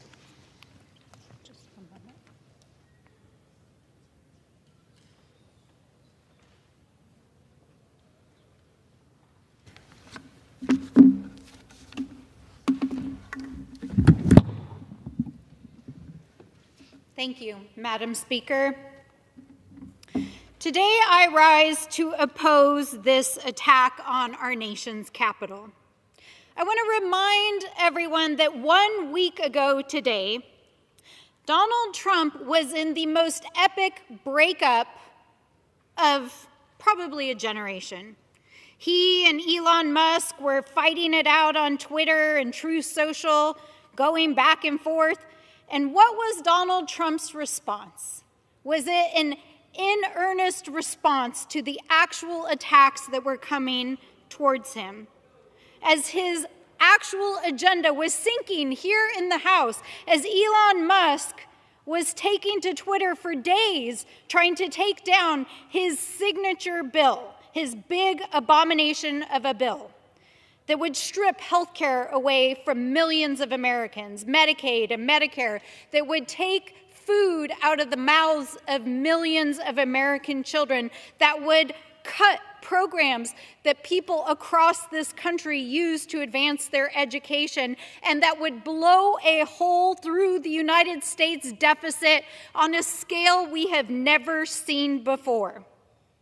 Just a week ago, Elon Musk was tweeting, "Kill the bill," and in the days after was posting incriminating tweets, not only about the president, but about the GOP and their ability to win and hold this House. And what was the president's response? Did he respond to these allegations? Did he rush to stop Republicans from trying to cover their tracks who had been lying for weeks about the nature of this bill and how it would gut our health care to millions of Americans and how it would cause our nation to spend generations of debt on the backs of the American people so that billionaires could get another small tax break? No. What he did was deploy ICE to make mass arrests and terrorize families in Los Angeles. And when people went to go exercise their First Amendment rights, he deployed the National Guard and then the United States Marines against the American people. This is not only a distraction, this is a direct abuse of power. Because the reality of what was actually going on in this chamber a week ago is that these people were trying to take away Americans' health care and food assistance, and Donald Trump was getting heat from his ex-boyfriend. So what did he do? He deployed the United States military against Americans. And what's the GOP doing this week on this House floor? They're attacking the sovereignty and home rule of the people of the city of Washington, D.C. And I think it should not take anyone by surprise as Donald Trump is preparing to have the largest military parade on his birthday in generations here in this city, that the three bills they're trying to pass on this House floor are directly attacking the city that is the capital of this great nation, that is attacking policing and attacking home rule of this city. That is what these bills are all about. They are a distraction. They are about taking over the self-governance of the city of Washington, D.C., and they are about taking away the power of the people. And I think it's important to understand that as representative of Washington, D.C., Norton just said, this is also about stripping the people of D.C. of vital reforms that came in the wake of George Floyd's death. So, what is this all really about? What is this in service of? Is this really about making the capital city more safe? No, it's not. In fact, it's about making it less safe for the people of Washington, D.C., who live here, who work here every day of their lives, and frankly, who take care of the rest of us who come here to work on behalf of our people. This is not about public safety. This is about taking away vital reforms. It's about taking away home rule of Washington, D.C., and it's about taking away, once again, the rights of the people of this city. So I am proud to stand with the people of D.C. in opposing all three of these bills and to get us refocused on the real issues of this country and what is actually happening in this chamber right now, which is that all of these guys sitting around here today are trying to take away your health care. And with that, I yield back. Members are reminded to refrain from engaging in personalities toward the president. Gentleman reserves, and the gentleman from Kentucky is recognized. Madam Speaker, before I reserve, I just want to make sure my colleagues across the aisle know what bill we're actually debating on the floor. The bill that pertains to law enforcement in Washington, D.C. It has nothing to do with their quest to continue to defend the rioters and the illegals in California. With that, I reserve. Gentleman reserves, and the gentleman from Massachusetts is recognized. Madam Speaker, I would like to ask unanimous consent to offer a letter from Deirdre Schiefling, Anthony Romero, and Deborah Archer of the American Civil Liberties Union in opposition to H.R. 2096. Without objection. Thank you. Gentleman reserves. I'm prepared to close. I yield back. Okay, the gentleman yields back. And I have no further speakers and am prepared to close. The gentleman is recognized. Thank you, Madam Chair. In closing, I would note that H.R. 2096 is endorsed by the National Fraternal Order of Police. I strongly encourage each of my House colleagues to support this bill, which will help strengthen law and order in our nation's capital city, which is the responsibility of Congress and the House Oversight Committee. With that, again, I encourage passage of H.R. 2096, and I yield back the balance of my time. Gentleman yields back, and all time for debate has expired. Pursuant to House Resolution 489, the previous question is ordered on the bill as amended. The question is on engrossment and third reading of the bill. Those in favor say aye. Aye. Those opposed, no? No. The ayes have it. Third reading. A bill to restore the right to negotiate matters pertaining to the discipline of law enforcement officers of the District of Columbia through collective bargaining, to restore the statute of limitations for bringing disciplinary cases against members of or civilian employees of the Metropolitan Police Department of the District of Columbia, and for other purposes. The question is on passage of the bill. Those in favor say aye. I can vote, right? Those opposed, no? No. If I vote no. Opinion of the chair, the ayes have it, and the bill is... request a recorded vote. I ask for the yeas and nays. The yeas and nays are requested. Those favoring a vote by the yeas and nays will rise. A sufficient number have risen. The yeas and nays are ordered pursuant to Clause 8 of Rule 20. Further proceedings on this question will be postponed.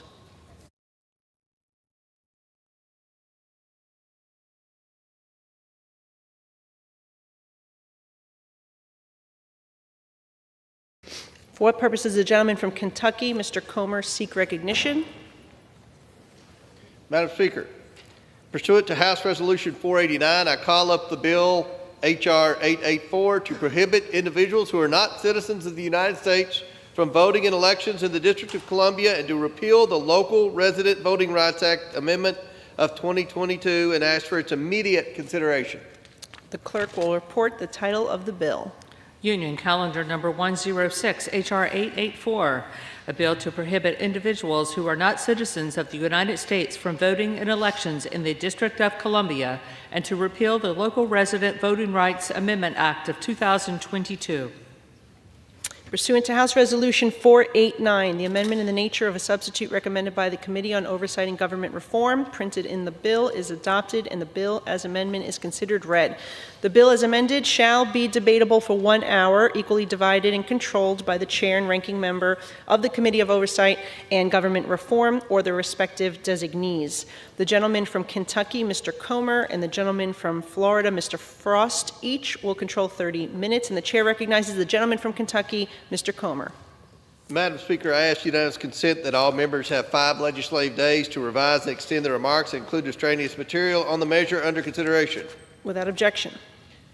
Madam Chair, I yield myself such time as I may consume. The gentleman is recognized.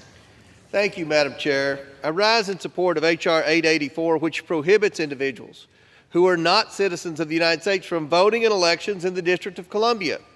On November 21st, 2022, the D.C. government enacted the Local Resident Voting Rights Amendment Act, permitting non-citizen residents to vote in D.C. local elections. This includes illegal immigrants and even foreign diplomats whose interests may be opposed to the interests of Americans. This radical change to Washington, D.C.'s election laws upset lawmakers on both sides of the aisle. For instance, Washington, D.C. Mayor Bowser withheld her signature on the act, something she has done only a handful of times. In last Congress, when an identical bill was brought to the floor, 262 members voted in favor, including 52 of my colleagues on the other side of the aisle. Unfortunately, the Senate refused to take up this bipartisan, common sense bill to maintain election integrity in our nation's capital. The right to vote is a defining privilege of American citizenship.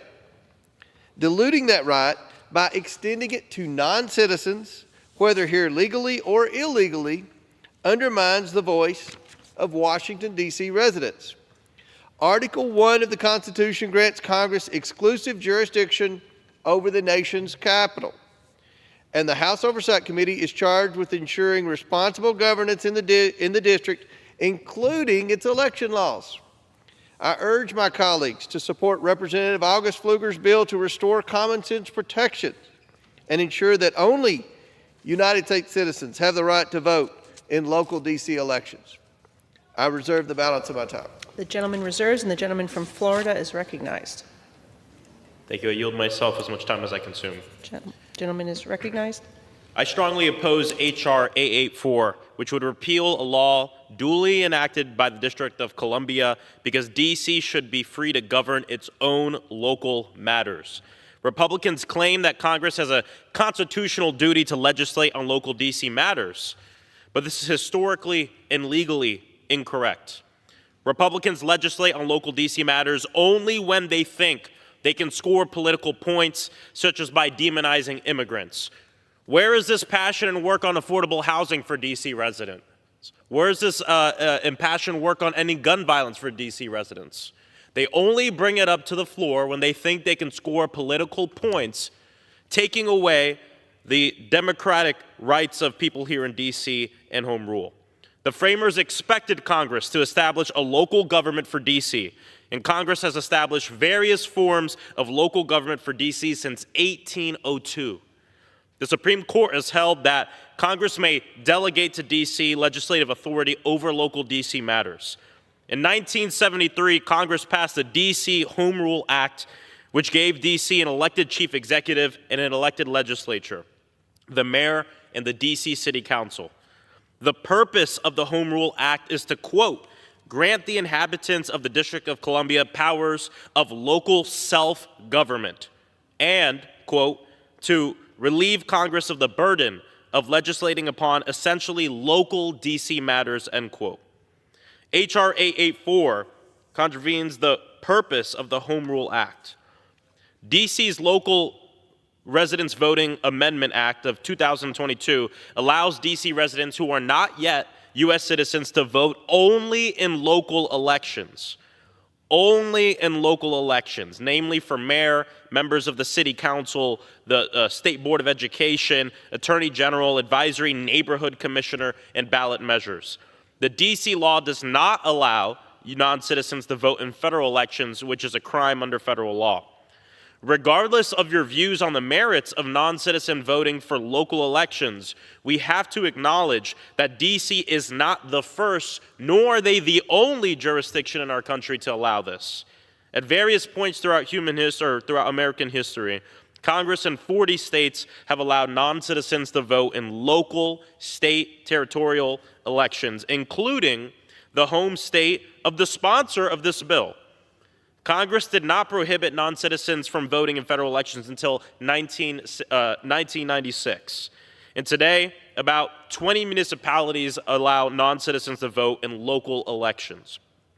I also want to address very specific concerns that we're hearing from our Republican colleagues. Number one, they're concerned that foreign diplomats might vote in local D.C. elections. We believe, number one, that that's highly unlikely, both because they have to renounce their right to vote in their home country and because D.C. has no authority over federal matters and has only limited local self-government. In D.C., the penalty for voter fraud includes imprisonment for up to 5 years. To be eligible to vote in D.C., a person must maintain their residency in D.C. for at least 30 days before the election and cannot claim voting residence or the right to vote in any state, territory, or country.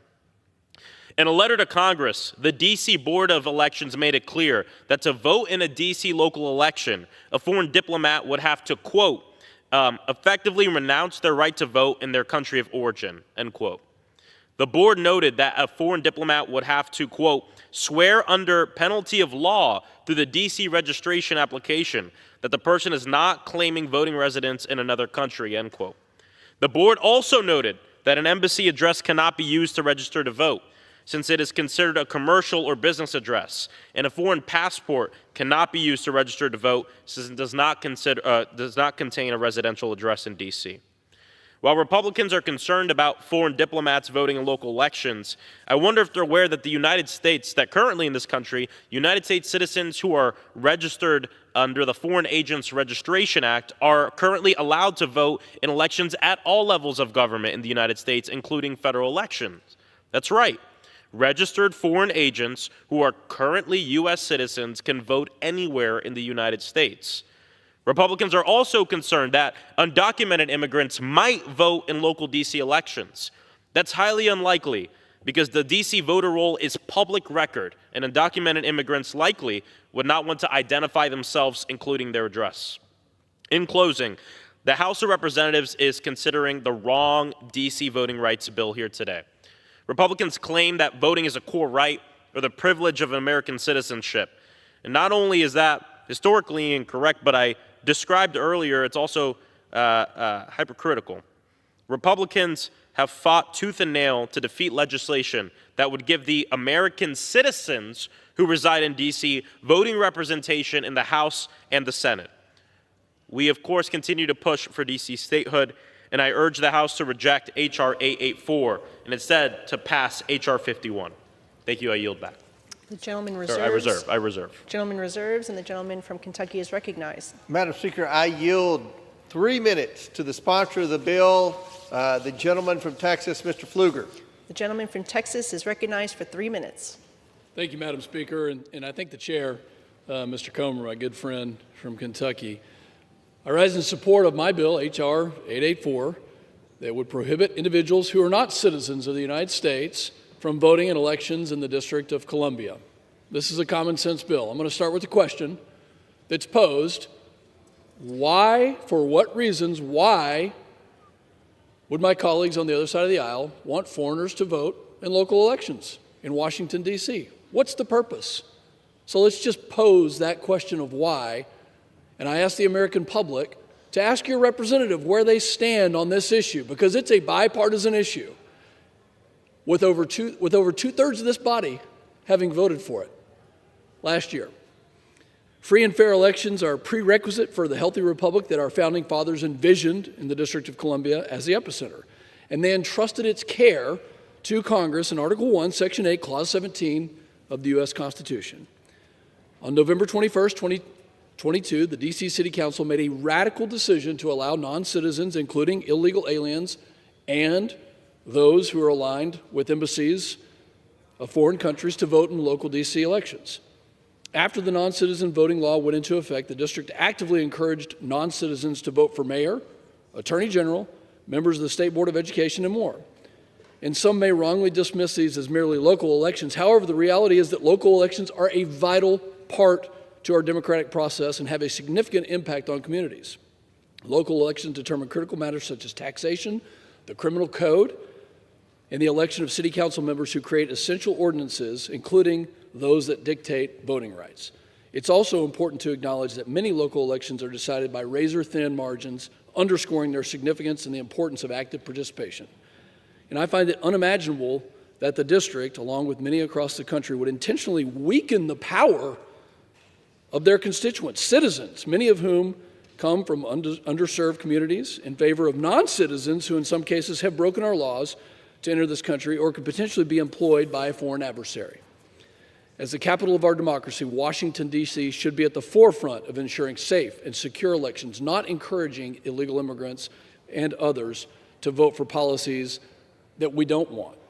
And I urge my colleagues on the other side of the aisle to look beyond Democrats' claim that this bill is discriminatory or misrepresents its intended purposes. No, it doesn't. It absolutely does not. This keeps the sanctity of being a citizen of this great country at the highest possible level. And let's restore that sanctity. And I go back to the question. This is common sense. But you have to ask yourself, why would you want a foreign agent? Why would you want an illegal immigrant? Why would you want somebody else that's not a citizen voting in local elections in D.C.? For what nefarious purpose are you pushing? As I mentioned, last Congress, the House passed this bill with bipartisan support. All Republicans and one-third of Democrats supported this common sense measure, and I'm asking everybody in the House of Representatives to stand up and do the right thing. Vote for this bill, and I yield back. The gentleman reserves, and the gentleman from Florida is recognized. You know, it's interesting because the gentleman just asked our constituents to ask us what we think about this issue, but I think the better thing would be for the gentleman to ask his constituents what they care about. And I promise you, this issue will not be in the top 3 nor 10 of the things that they want us to focus on. And at the same time, they're pushing a bill to take away health care from 15 million Americans. Give me a damn break. D.C. believes in universal adult suffrage, that all adult D.C. residents, regardless of their immigration status, are subject to D.C. laws, taxation, and must register for selective service. D.C. believes they deserve a say in the local, again, in the local laws that govern them and how their local taxes are spent. Congress should not decide which residents are fit to govern on local D.C. matters. And I promise the gentleman, if he spoke with his own constituents, they don't give a damn. I yield 7 minutes to the gentlelady from the District of Columbia, Ms. Norton.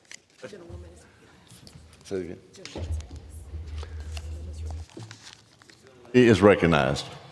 Thank you.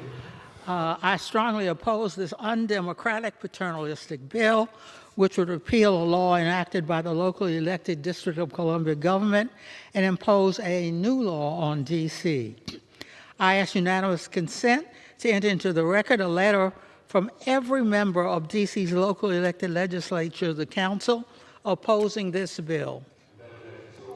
I ask unanimous consent to enter into the record a letter D.C.'s local elected Attorney General, Brian Schwab, opposing this bill. Without objection. Last Congress, Republicans introduced 26 bills or amendments to change local D.C. election laws, including 14 to prohibit non-citizens from voting in D.C. or to repeal, nullify, or prohibit the carrying out of the local D.C. law that allows non-citizens to vote in local elections. Yet Republicans refuse to make the only election law change D.C. has requested, which is to make D.C. a state so they can hold elections for voting members of the House and Senate. While Congress has the authority to legislate on local D.C. matters, it is not required to do so.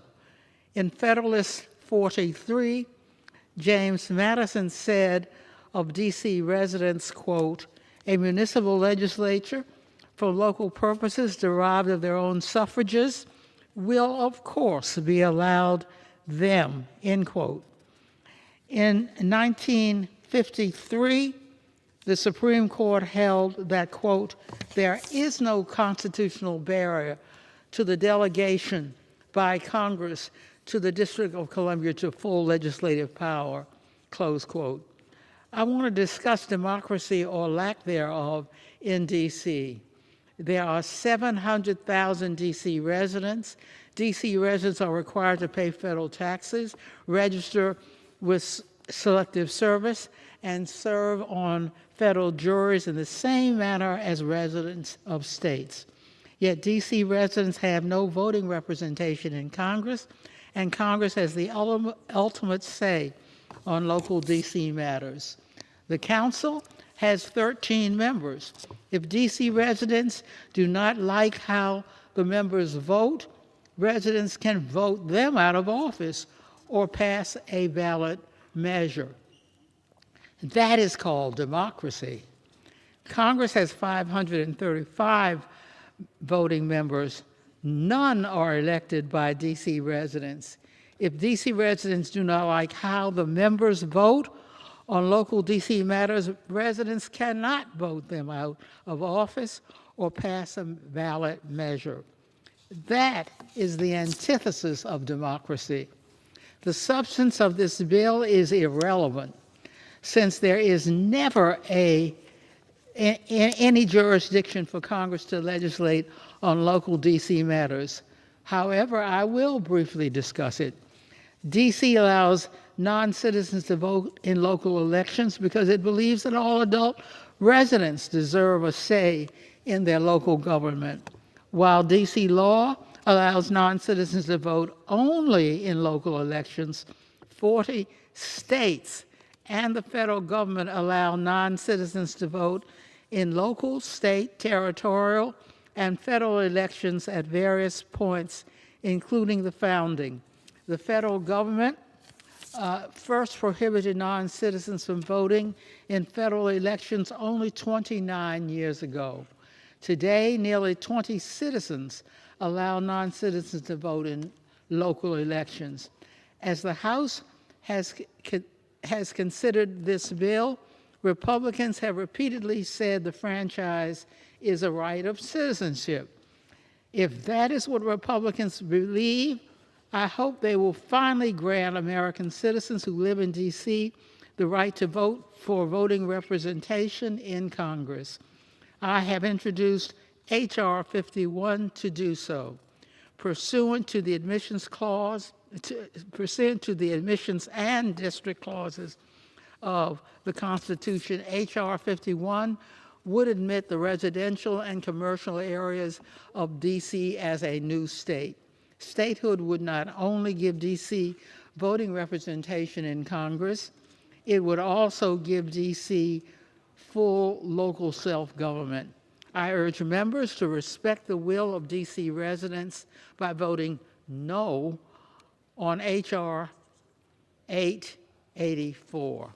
I yield back. The gentleman reserves. Yes, we reserve. And the gentleman from Kentucky is recognized. Mr. Speaker, I yield 5 minutes to the gentlelady from New York, Ms. Malatakis. Little gentlelady from New York is recognized for 5 minutes. Thank you, Mr. Speaker. I rise to ask the question, why are the Democrats so obsessed with allowing non-citizens to vote in our election? Why do they go so out of their way to dilute the voices of American citizens, the very American citizens who elected them to represent them? It is incredibly frustrating to hear that they continue to double down, triple down on giving rights to people who are not citizens of this country at taxpayer American citizen expense. The lead debater on the other side of the aisle said that it's not just this Washington, D.C. that is looking to allow non-citizens to vote in our elections. 20 municipalities, and guess what? They're all Democrat-run. Now, in New York City, we had the same problem, where the New York City Council passed legislation to allow non-citizens to vote in municipal elections. We had to sue to stop it, and we successfully did. But it took not just one round in court, not just 2 rounds in court, 3 rounds in court, where the City Council and the Mayor of New York used taxpayer money to continue to fight this each and every round, despite being voted down in the New York State Supreme Court, in the New York State Court of Appeals, Appellate Court, and lastly, in the New York Court of Appeals, which, by the way, all Democrat appointees on that panel of judges, and we still won because it is illegal. It is not constitutional for non-citizens to vote in our elections.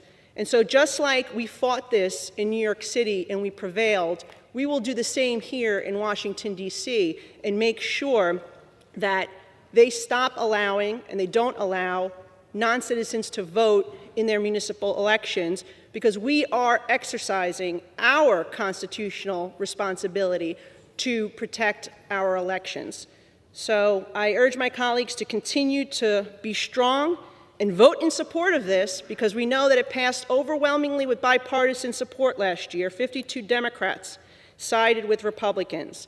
But those who continue to push for non-citizens to vote in our elections, to dilute citizenship and dilute the voice of citizens in our elections, should be ashamed of themselves, and they should think about who actually elected them to represent their interests here today and why they continue to push the contrary.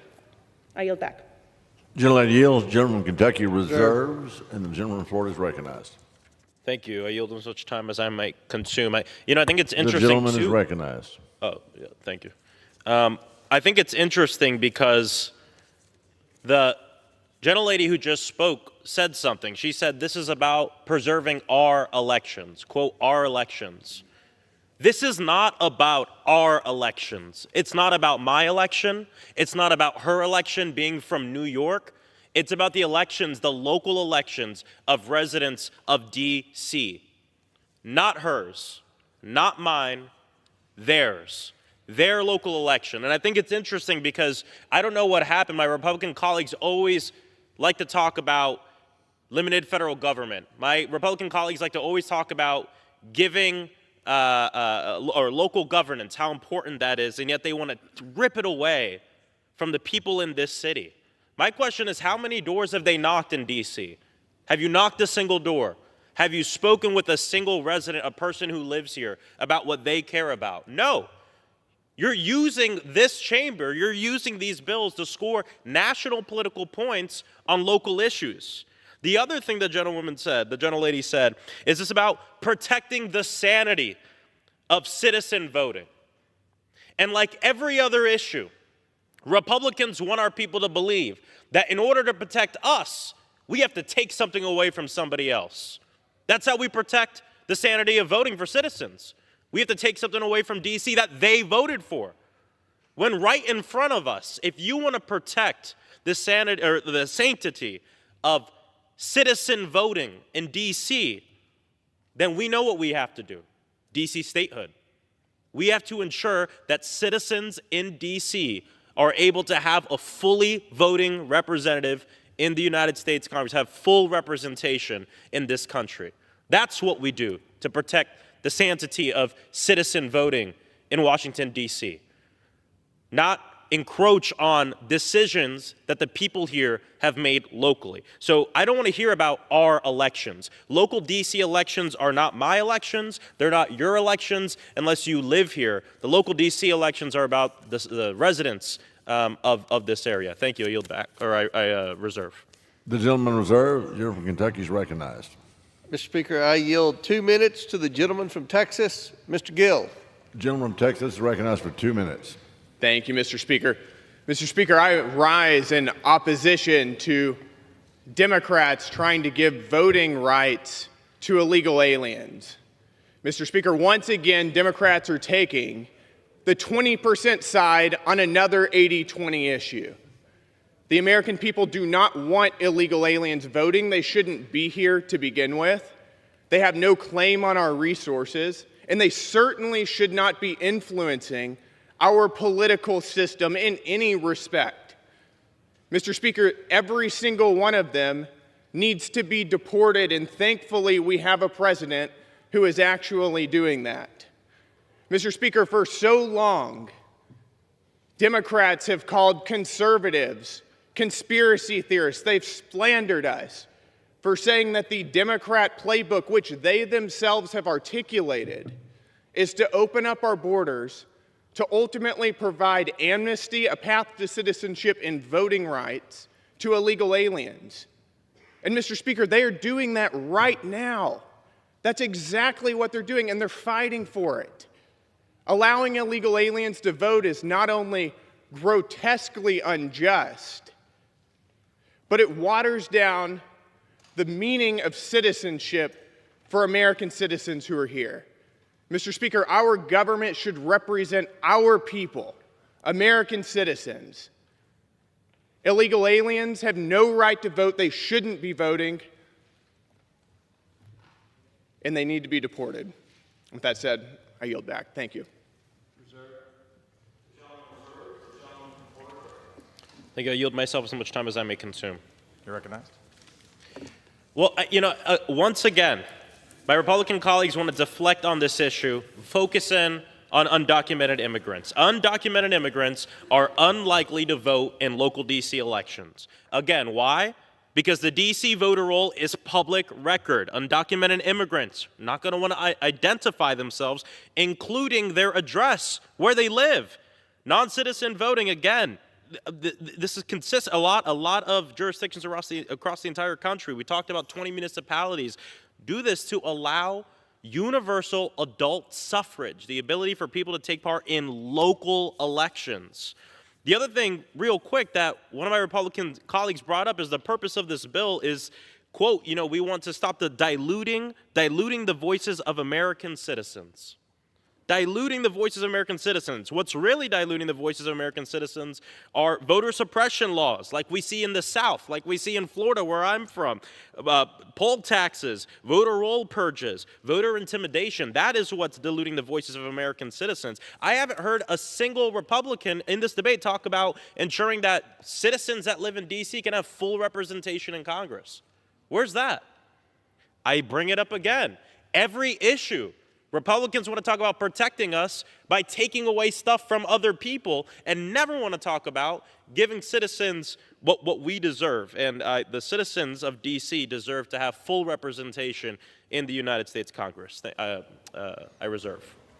The gentleman reserves. The gentleman from Kentucky is recognized. Mr. Speaker, may I inquire how much time remains? The gentleman from Kentucky has 20.5 minutes remaining. Thank you. Mr. Speaker, I yield 10 minutes to the gentleman from Wisconsin, Mr. Stile. Gentleman's recognized. I thank the chairman. I thank the chairman for his good work. I thank my colleague August Pfluger for bringing forward today's legislation. U.S. elections should be for U.S. citizens only. A simple premise. When I began my work on trying to stop non-citizens from voting in the United States, I was often told by people that they didn't believe that this was actually the case. That's how radical of a provision exists in Washington, D.C. law. Let's set the stage for folks listening today. Let's set the stage to understand how radical this provision is in Washington, D.C. To be eligible to vote in municipal elections in our nation's capital, an individual only has to reside in Washington, D.C. for 30 days. So let's walk through that. So an individual who works at the Russian embassy, holding a Russian passport in their pocket, residing in the United States capital of Washington, D.C., for simply 30 days, could walk out of the embassy, walk to a polling location, because Washington, D.C. does not even have photo ID, would not need to pull out their Russian passport out of their pocket, and would be eligible to vote for mayor in our nation's capital.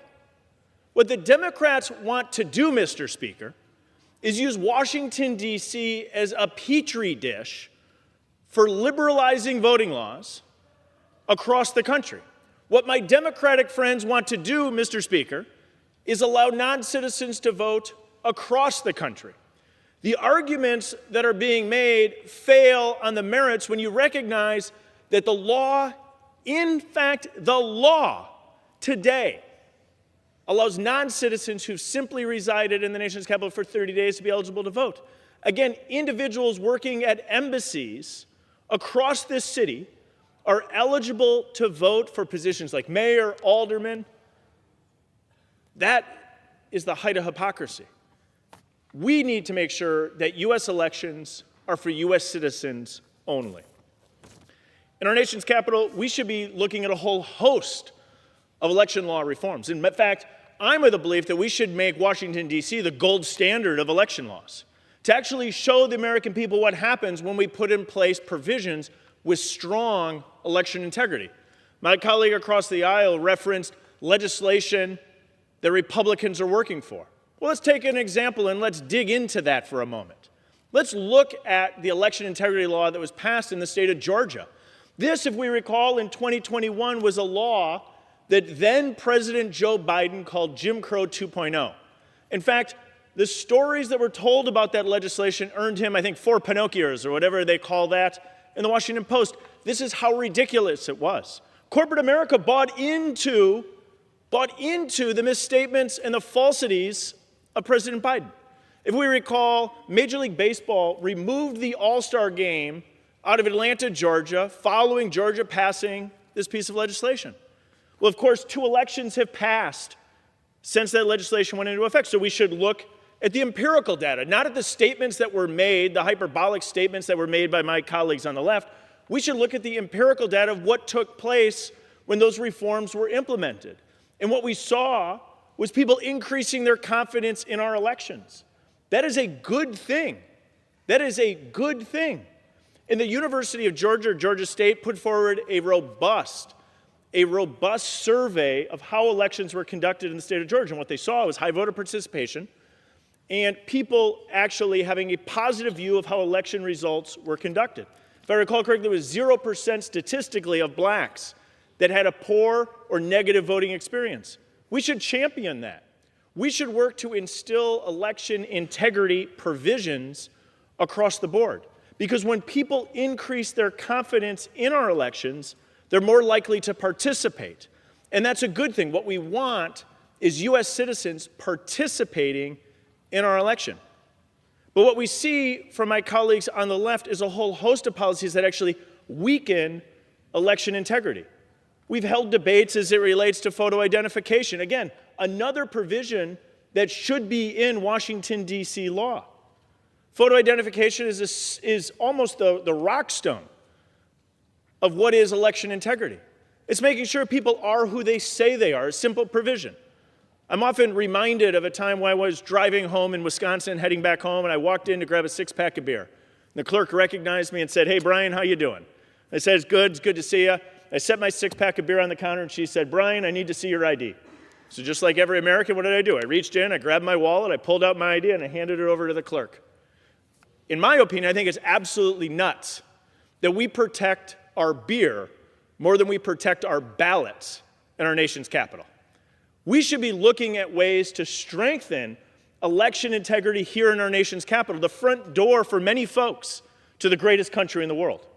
Instead of fighting back and saying, yes, in our nation's capital that, as the Democrats will say, that we should allow non-citizens to be voting in our nation's elections. We should actually be saying, no, let's use Washington, D.C.